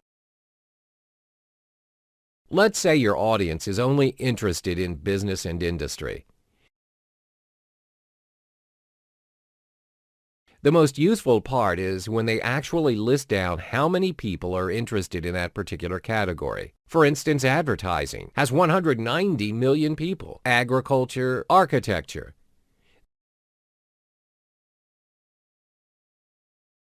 These people also described having interest in this particular category because they've recently liked pages related to architecture. Next, you must identify where you want to place your ads. There are two options, automatic placements and edit placements.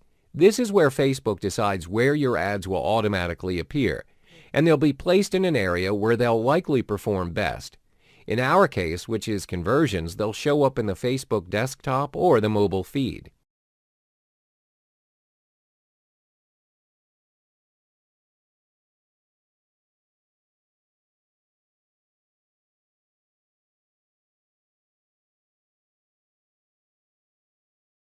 For edit placements, you'll want to filter your Facebook appearances. For example, you don't want your Facebook ads to appear on Instagram or Audience Network.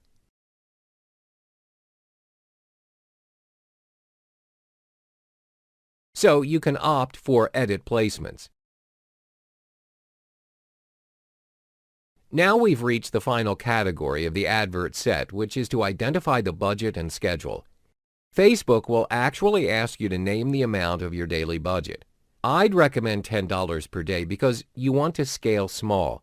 This is the first time you're advertising with Facebook ads. It's best not to blow your budget and spend beyond your means. So you'd only spend about $70 per week, and this is quite reasonable for the placement of your ads. Now we've reached the final stage of setting up your Facebook ads, which is the formatting of your advertisements. First thing is to decide how you want your advertisement to look. You can choose carousel or single image or single video or slideshow. Usually, we go with carousel, where you can create an advert with 2 or more scrollable images or videos. Next is to choose the images and links for your Facebook ad. For starters, I recommend you manually select your images and links to place in your carousel template. Now, if you choose to autofill, Facebook will automatically generate the image for you. Now we must set our text. Let's write "sending hordes of visitors to your website," and this will be the text your audience will see in your advert.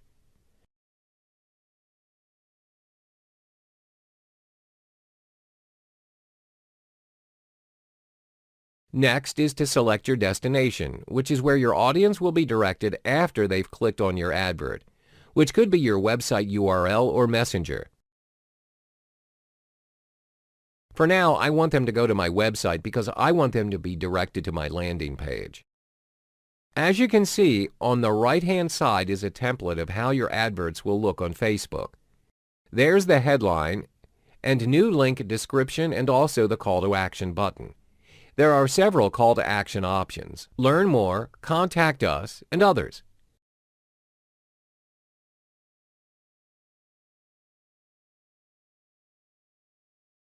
Next is to select an image for your advertisement.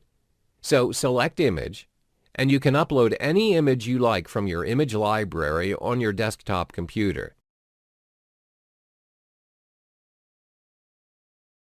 So you click there. And I select this image of traffic lights. Then click Confirm. And your images will appear in your advertisement. So this is what your ad will look like. Now you need to fill in the details of your headline. This is the major headline that will appear on your Facebook ads. I've written Big Traffic Firesale. Then the description of your headline. This should be very, very short and very, very direct and clear so your audience will have a clear idea of what you're trying to promote. I've added how to generate traffic. Your destination URL would be the link off your landing page or website. Then finally is your call to action button, which you have to choose from. There are quite a few options. What you select depends on your campaign objectives.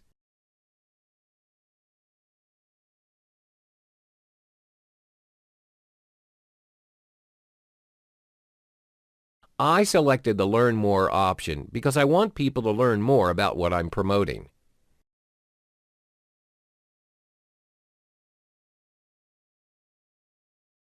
After that, just place your order and you're done.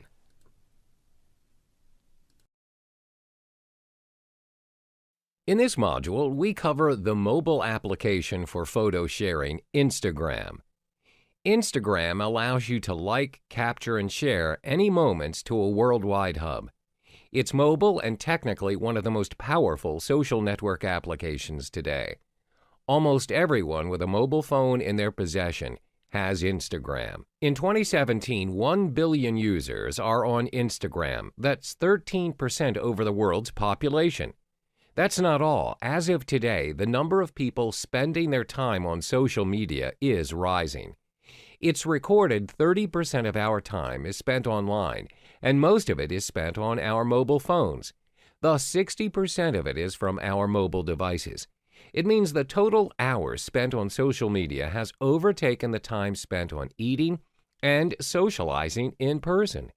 An average Instagram user spends approximately 15 to 20 minutes of their time scrolling, liking, posting, sharing, and socializing. This information allows 50% of the world's brand to use Instagram as part of their online marketing strategy. Some of the top brands that have reached hundreds of thousands of followers are National Geographic, Victoria's Secret, The Ellen Show, and even Nike. National Geographic themselves has generated at least an average of 400,000 likes from a single photo. That's a huge amount of traffic generated. It's not impossible for you, an online marketer, to generate the number of likes and views you want from Instagram. You might think all you need to do is to post an awesome high-definition picture and wait for the likes to come in. But will it even span across multiple users out there? How would you know that your post can be viewed by users worldwide? Are you even aware of the most popular time to be posting on Instagram? Worry not, in the coming modules, you'll learn how these brands have generated tons of traffic by having over thousands of likes on their photos and millions of views on their videos.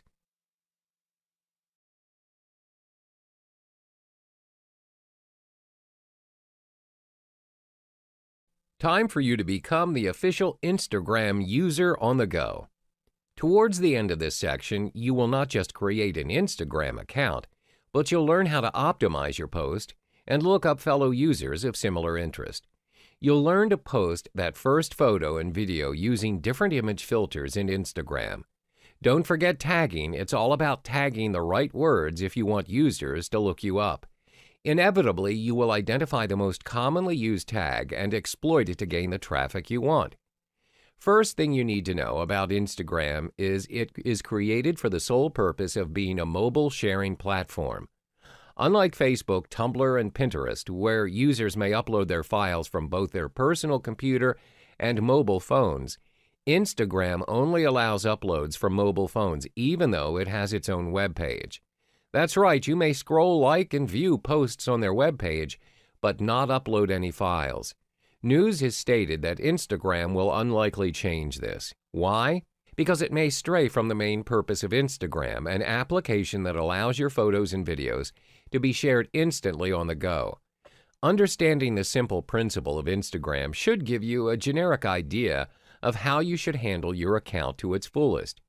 You need only a mobile device to make traffic from Instagram. Download it and install it. Previously, you've created your Facebook page. Now you may sign up using the same email. It's advisable that you link your Facebook page and synchronize it to Instagram using the same account you have in Facebook. This way, it'll be easier to develop your business profile on Instagram and get higher probability of traffic from multiple platforms as mentioned in SEO for that off-site optimization.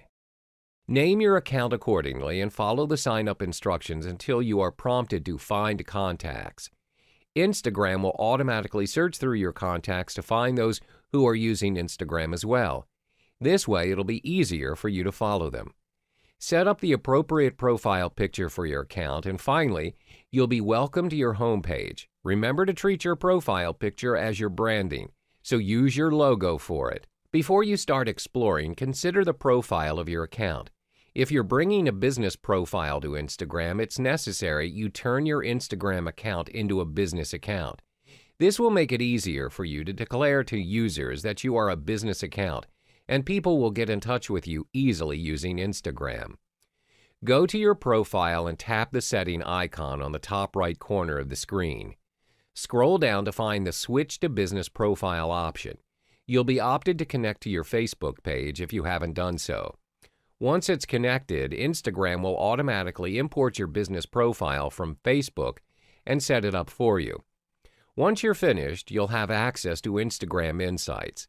It's a necessary tool for online marketers to understand their audience's behavior, thus creating a more relevant post based on their statistics. This is part 2 of becoming an Instagram user on the go. Your next step is navigating and learning Instagram Insights. Go to your profile page and tap the bar chart icon beside your setting icon. It will appear blank if you do not have any posts yet. Considering you have posted a few photos, the information will appear. This page is divided into 5 sections. However, the last section requires you to pay to promote, thus we will not touch upon that. Before going through these sections, there are 3 key points to Insights.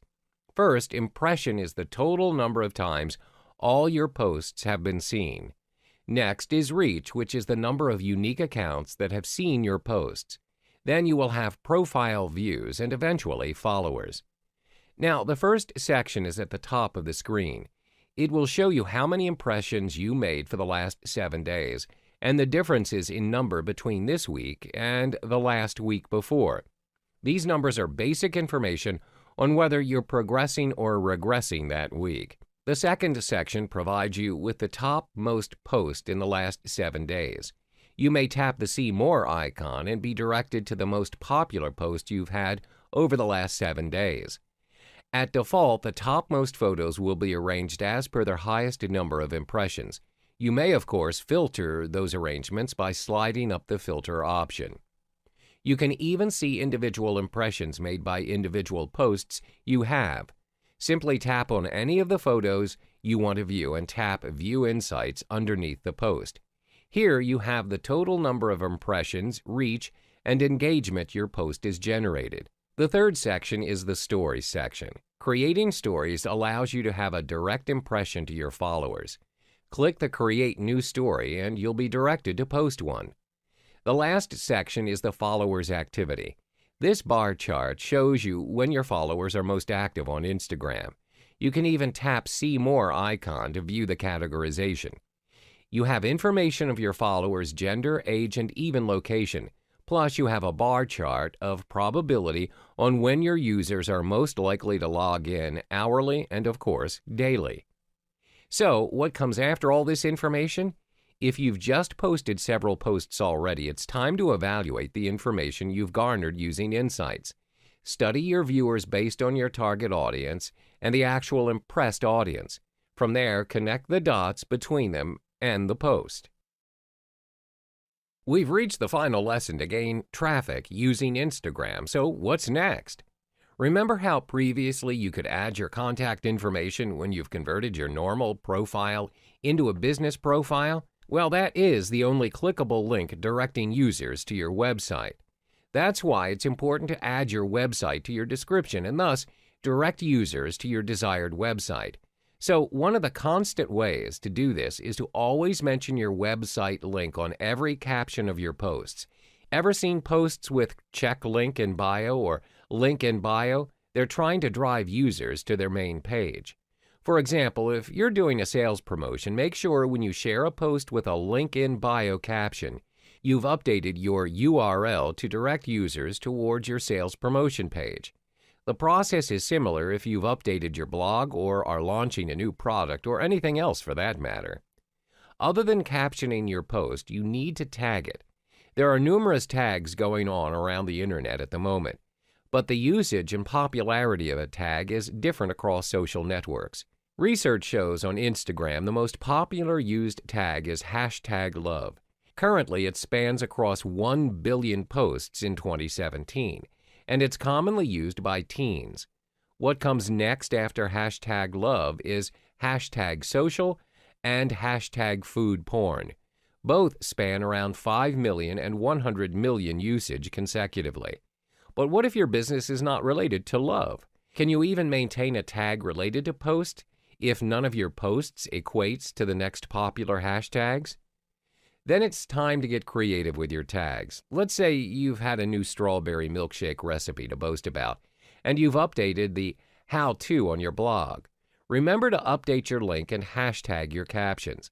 So instead of #strawberry milkshake recipe typed without space, try individual hashtags for each word like #love, #strawberry, #milkshake, #new, #recipe, #foodporn. That way, your hashtag will span across differing word searches instead of one full sentence. It'll be easier for the users to find your posts this way. Interesting? This is how you generate traffic, not only to your Instagram profile, but to your main page as well. Try it out. The whole purpose is for you to study the pattern of your users and to anticipate their needs in your future posts. Introducing your most creative traffic method making, Tumblr. Tumblr acclaimed itself to be one of the world's most creative websites, creating a community where free speeches reign supreme. Ever since it existed, Tumblr is committed to celebrating the creativity of its users. This is the place where users connect with others who share their interests. Their mobile application itself has been downloaded over 50 million users worldwide in 2017. Following this reception, Tumblr has been dubbed as one of the highest traffic-generating methods apart from Facebook. This is thanks to its unique crowd and the opportunity given to the crowd to reflect who they are, what they love, think, and believe. According to Tumblr, their community creates at least 90 million posts each day. What makes it different from Facebook? It sounds like another social network platform to you, doesn't it? Well, remember Friendster and MySpace? Studies showed that users of these social network giants even labeled Tumblr as an upgraded version of both. And that's not all. Did you know the trending word GIF was made official thanks to the community of Tumblr? That's right, Tumblr created a trend that made it impossible for the online community to ignore. There's also an occurrence where a 30-second-long Japanese commercial went viral amongst fans worldwide, especially the Tumblr community. Despite it only being a commercial, it spread like wildfire on Tumblr, generating traffic across multiple hubs. Fans worldwide expressed their interest in the commercial by creating a blog post on Tumblr, fan fictions, and even online petitions calling on the studio to finally make it into a full animation series. That animation is titled Free. These are proof on how powerful the Tumblr community is. Famous brands have recognized its potential and have decided to register themselves to Tumblr. The list includes Calvin Klein, Disney, Adidas, Coca-Cola, and Sesame Street, to name a few. Hi, and welcome back. Towards the end of this module, you'll create your own account and manage it accordingly. Then, you'll start looking up for anything interesting and relevant, following fellow bloggers of similar interest. You'll learn to publish your first post and optimize it. Finally, we'll explore the top most used tags by the majority of Tumblr users. Starting off, you need an active email account to register for Tumblr. This is the Tumblr's homepage for unregistered users. Click Sign Up. Once it's done, you'll be directed to a page welcoming you to Tumblr. Enter your relevant username. If you're signing up as a business, it's advisable to use your company's name. Continuing, you'll see a page with multiple things suggested for you to follow. You can follow as many as you want. Once you've made your pick, click Next. You'll see a loading screen where Tumblr is automatically optimizing your choices and building up your dashboard accordingly. Here's your dashboard. Tumblr will then help you navigate through your dashboard. First, you'll be taught on liking a post. Clicking the heart button will notify the person who posted it to get a like. That's one of the main items you aim for when posting something relatable to your business in Tumblr. The more likes you get, the more users will be directed to follow you. Then you'll be taught to reblog a post using the icon beside the heart. Reblogging a post will allow the post to be on your blog so your follower can see it. Keep in mind, other users may also reblog your post. When you click Reblog, you have the options to add comments on the post. What's more, you can add tags to it too. Plus, you have the choice to either reblog it instantly, add to your queue post, save in your draft, post it privately, or even schedule the post. You also have the option to share it amongst your followers or to other platforms as well. Either way, this will help your company reach and expand across multiple users in Tumblr. Hi, and welcome back. We continue with how to maximize your Tumblr platform. There are two kinds of profiles in Tumblr. Let us explore the first one. Continuing from your dashboard, you see a thumbnail on the top left screen. Clicking it opens an interface on your right screen.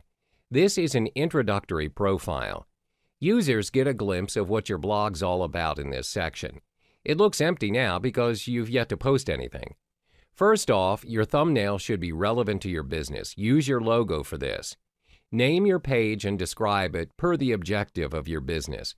Next, your header image is to encapsulate the whole idea of your business. If you're uncertain, explore the blogs for ideas.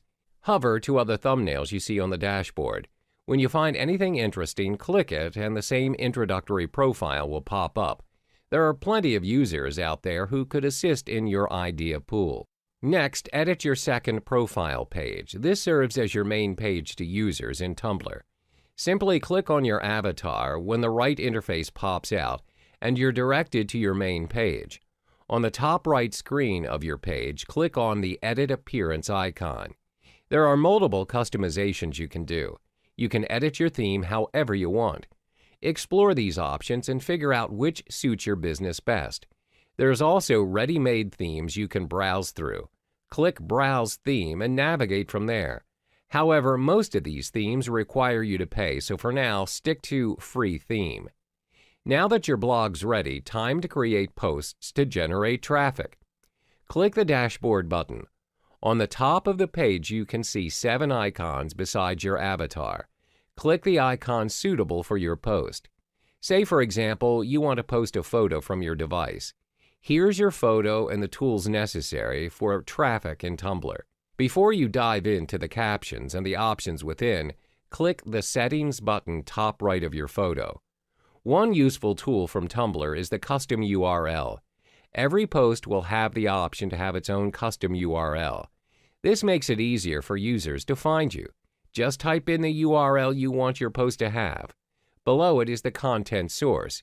Nobody likes uncredited source, and since 2011, Tumblr expressed their concerns over posts that are not properly credited. This is because authors or owners did not get the traffic and the recognition they deserved. This way, your original post, wherever it goes, will always be linked back to your profile. What's more, only the creator of that post may change its source and not random users of Tumblr. There's also post date and text editor options. On the captions, you have the option to add another photo, videos, GIFs, horizontal line for caption breaks, and read more links if you want to put additional credit to the source of your post. Finally, tagging. This is important. Your traffic in Tumblr also depends on the tag you've given to your post. The final lesson for Tumblr would be the relationship between Tumblr and traffic. In this module, you familiarize yourself with the tagging, hearts, reblog, and explore. Remember the photo you want to post? Tagging it properly is the most difficult decision for you to make. You might wonder, will people even search this tag? Consider this research for a moment. It's been researched that top tags in Tumblr are LOL, fashion, vintage, art, GIF, makeup, animals, landscape, and even animals. Oh, and cats. That's right, these are the tags that have been conquering the tag game in Tumblr. Even if your desired tag is not in the list, that doesn't mean you should stop tagging your post. The whole idea is to get you to understand that any words can be a tag option. Who would have thought that LOL would be one of the top tags? So keep tagging. That way, it'll be easier for users to look up the relevant post with similar tags. You can utilize it using tricks learned previously on Instagram. Next, we learn about hearts and reblogs. These two usually come hand in hand in Tumblr. One does not simply heart or like a post without reblogging it. It is an unspoken rule in Tumblr. If you do both, your dashboard's right column will suggest different posts that would fit your need. Users of multiple interests will appear for you to follow, and the cycle continues. As mentioned earlier, liking and reblogging a post will allow your Explore board to expand. The Explore button on the top right screen will direct you to it. On the top page, you'll see options that are recommended for you, trending, staff picks, and all the way to asks. Simply click on the recommended for you option and voila! Based on your likes and reblogs, Tumblr will automatically sync your exploration in Tumblr accordingly. This is how you and all the other users find their way in Tumblr. Those are the key factors of traffic generation in Tumblr. When you finally utilize all the points given to you, users will easily find you. Users with similar tag interests will eventually find your post despite a small number of likes or reblogs your post has had. To sum up this training, upload relevant posts, keep exploring, like and reblog to expand your followers. Good luck! Hi and welcome back. In this module, we cover Pinterest, your virtual pins and board. This awesome application defines itself as the world's catalog of ideas. Pinterest offers users the chance to own an online bulletin board on their own. Users can keep almost anything they find on the internet and pin it on their boards. Blog posts, videos, ads, and news, anything with active permalinks, are shareable using Pinterest. Many users are inspired by Pinterest, and this includes online businesses. In fact, almost 50% of U.S. online shoppers have made purchases recommended by Pinterest. Pinterest has also proven its capability to attract customers to various online businesses, thus increasing sales. Let's have a look at this image. This is Pinterest, the new social network kid who just moved into the social network block. This interface may be unfamiliar to some of you, but did you know Pinterest grabs more than 1,000 viewers in a minute? Pinterest was only launched in 2010, and within 5 years, it managed to get more than 15 million viewers and an increase of over 145% of users since 2012.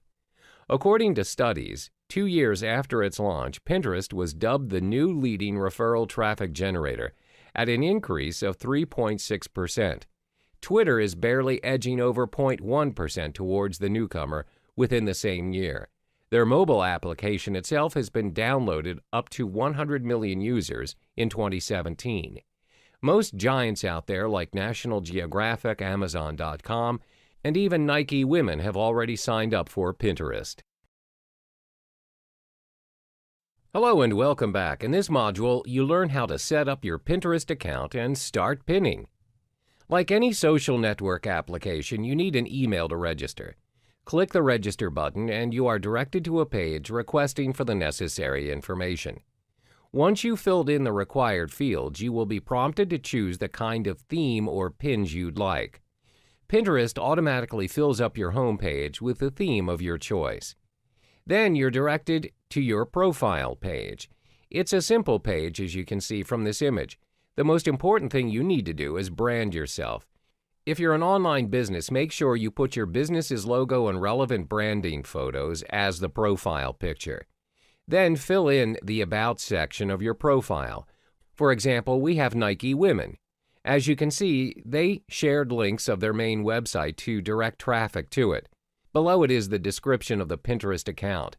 Supposedly, you would find the equipment and motivations you need to push your training to the next level. It portrays ample clarity of what users will expect when they visit the profile. That's an example of how you want to describe your Pinterest profile. So take it up a notch. All you need now is to create your own boards.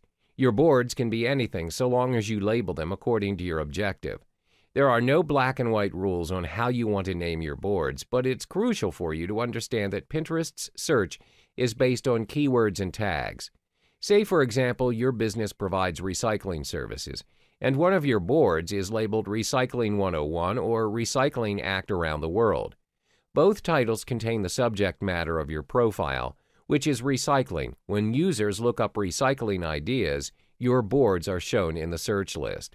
Notice how most social network hubs have their own unique interface and user options. Some of them coincide with others, but some are exclusive only to them. So before setting up your own Pinterest account, here are some of the unique slangs you need to be familiar with. This helps you to utilize and optimize Pinterest. The key factor of Pinterest is its pin and its board. The idea is to provide you with a virtual board which you can pin anything endlessly. The Pin or Save button will allow you to save interesting stuff you can find in Pinterest onto your boards. You can create multiple boards in Pinterest and name them accordingly. Another unique option for Pinterest is the Tried It button. It signifies your action towards the pin that you saved, whether you've tried it or not. The common options in Pinterest are the Like button and the More option button. They allow you to download the image, report the pin, or even copy the link of the pin. Finally, the Add Pin button, or commonly known as the Add button. Hi, and welcome back. Your profile is nothing without any relevant boards reflecting your business. Consequently, a board is nothing without the Pinteresting stuff inside. You'll need pins.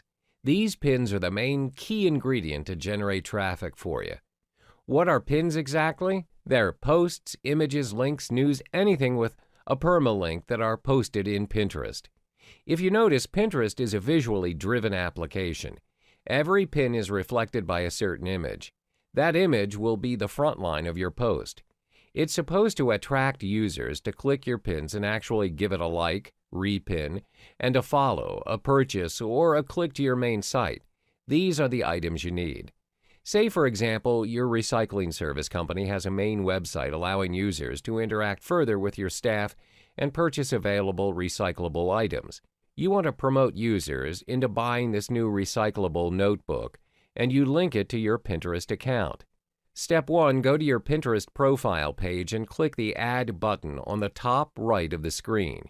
You've got 3 options to choose from: a new board, add a photo, or website.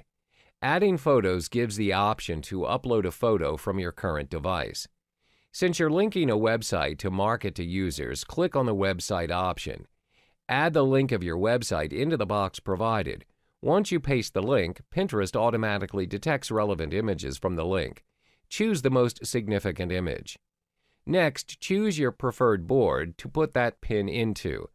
If it falls under your one-stop recycled store, for example, click on that board and notification. It'll pop up notifying you that you've successfully saved it. Sometimes you receive a prompt if you want to save other pins. You may do so, but if you don't, click the X button on the top left corner of the prompt window. If you want to edit your saved pins, click on the pin and you will see 5 options underneath your pins. Click on the pencil image button to bring up the Edit Pin window. Once you've done, click on the Save button and you're all set. However, how does Pinterest assist you in generating traffic using the pin you just created? When will you know that it's being liked, repinned, or even shared? We will cover this in our next module. Hi, and welcome back. In this final module, you'll learn the relationship between traffic and pins using Pinterest. You've learned how to post in Pinterest. It's important to know, Pinterest's focus is more towards links and websites. The whole idea of Pinterest is to assist in generating traffic. So, how is your pin liked by users out there? It's the same as how you look at other posts. Users have the options to like it and repin it. Once a post is repinned, followers of the user or their circle will have the chance to see it too. Did you know over 80% of the pins in Pinterest consist of repins? There is a possibility your pin could already be circulating on Pinterest. You receive notifications for every like, repin, or saved in your profile page. Here's something to consider when using Pinterest. According to studies, 80% of Pinterest's users are women, followed by men at 20%.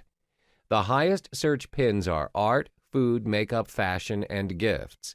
Hence, Nike's decision to create an account only for their Nike women's line, smart move. To attract most of the users in Pinterest, you need an eye-catching high-definition image and a working link. Remember to aim for likable pins rather than pins filled with comments. Likable pins usually end up saved to users' boards. Posts on Pinterest won't show you how many likes a post has, but it will show the number of saved to other boards. That's your aim. To some, generating traffic using Pinterest, publish high likability pins that encourage other users to share, like, and repin. You'll see your list expand and so will your followers. Hello there and welcome back. If you're here, I'm sure that you've already discovered the secrets in generating traffic through the 60 modules that we've provided in this series. Throughout the modules, I've constantly emphasized on 2 different components as your traffic generator: paid traffic and free traffic. I'm also sure that many of you are wondering which is better. Which tactic should you go for to drive the most traffic to your purpose? Let's weigh your choices by listing out the pros and cons of both vehicles. There are always 2 sides of the story in anything that you choose. First, let's look into free traffic. As stated in the previous modules, free traffic is generated without you having to pay for it. It's entirely free, where this usually involves social media to an extent, SEOs, and forums. The first perk of the free traffic is it's obviously free. This means that you don't need to fork out your money to drive traffic to your site. All you need is good content and effective strategies to make it happen. This includes having a good SEO tactic on your site.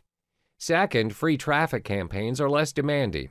You usually apply the set it and forget it rule when you have launched your campaign. It doesn't need constant tracking, as you may leave your campaign to run for itself while you continue to enjoy your traffic flow. Third, the traffic flow is there for the long run, even when your campaign is ended. For instance, when you have a killer SEO campaign, your site will continue to appear at the top of the search results page. As a result, you'll still drive traffic to your site because of your site's ranking. However, there are some disadvantages to free traffic that you would want to take into account as well. First, free traffic may take up a lot of your time. For instance, you may have to come up with different strategies to generate likes for your Facebook page and directing them to your website. Cracking the code may take a while. Second, free traffic does not guarantee success. As it is free, you can't expect people to click on your page and view your offer if they choose not to. Now, let's discuss the pros and cons of paid traffic. Paid traffic works when you leverage off someone else, where you make payments to divert traffic to your site. The main advantage of paid traffic is you generate traffic almost instantly. Therefore, you're able to gain traffic by spending very little and also test running your campaign before you choose to expand your budget. Second, you can target your audience more specifically. For instance, with Google AdWords, you may choose a very specific keyword to describe your offer and to only drive your intended audience to your landing page. Third, paid traffic is scalable. You're able to identify what works and what doesn't. This can be observed through the amount you've spent in advertising your offer and the return in traffic. Therefore, it's easy for you to tweak your strategies. There are disadvantages to keep in mind when it comes to paid traffic, though. First, some spaces to advertise your offer may burn a hole in your pocket. If you've just started up your business, you may risk spending more than you can afford to generate your traffic. Second, you're depending on cash flow. Therefore, to run another set of adverts to generate traffic, you have to wait for your payout. As a result, your traffic is dependent on when you run your advertisements. Having listed out the pros and cons of both traffic sources, which one is best for your business or website? Well, before coming up with a decision, you need to understand that none is superior to the other, as each of them has their own ways to deliver traffic. There's no rule that says you can't do both. As investors and business owners, our main goal is to maximize the return on our investments and minimize the loss. For starters, it's best if you scale small by utilizing free traffic as your generator. When you have accumulated your budget, you can then test run your offer using paid traffic vehicles. Always remember, no traffic source is free. As content marketing takes time, you have to constantly tweak your strategies in both free and in paid traffic to generate your prospective clients.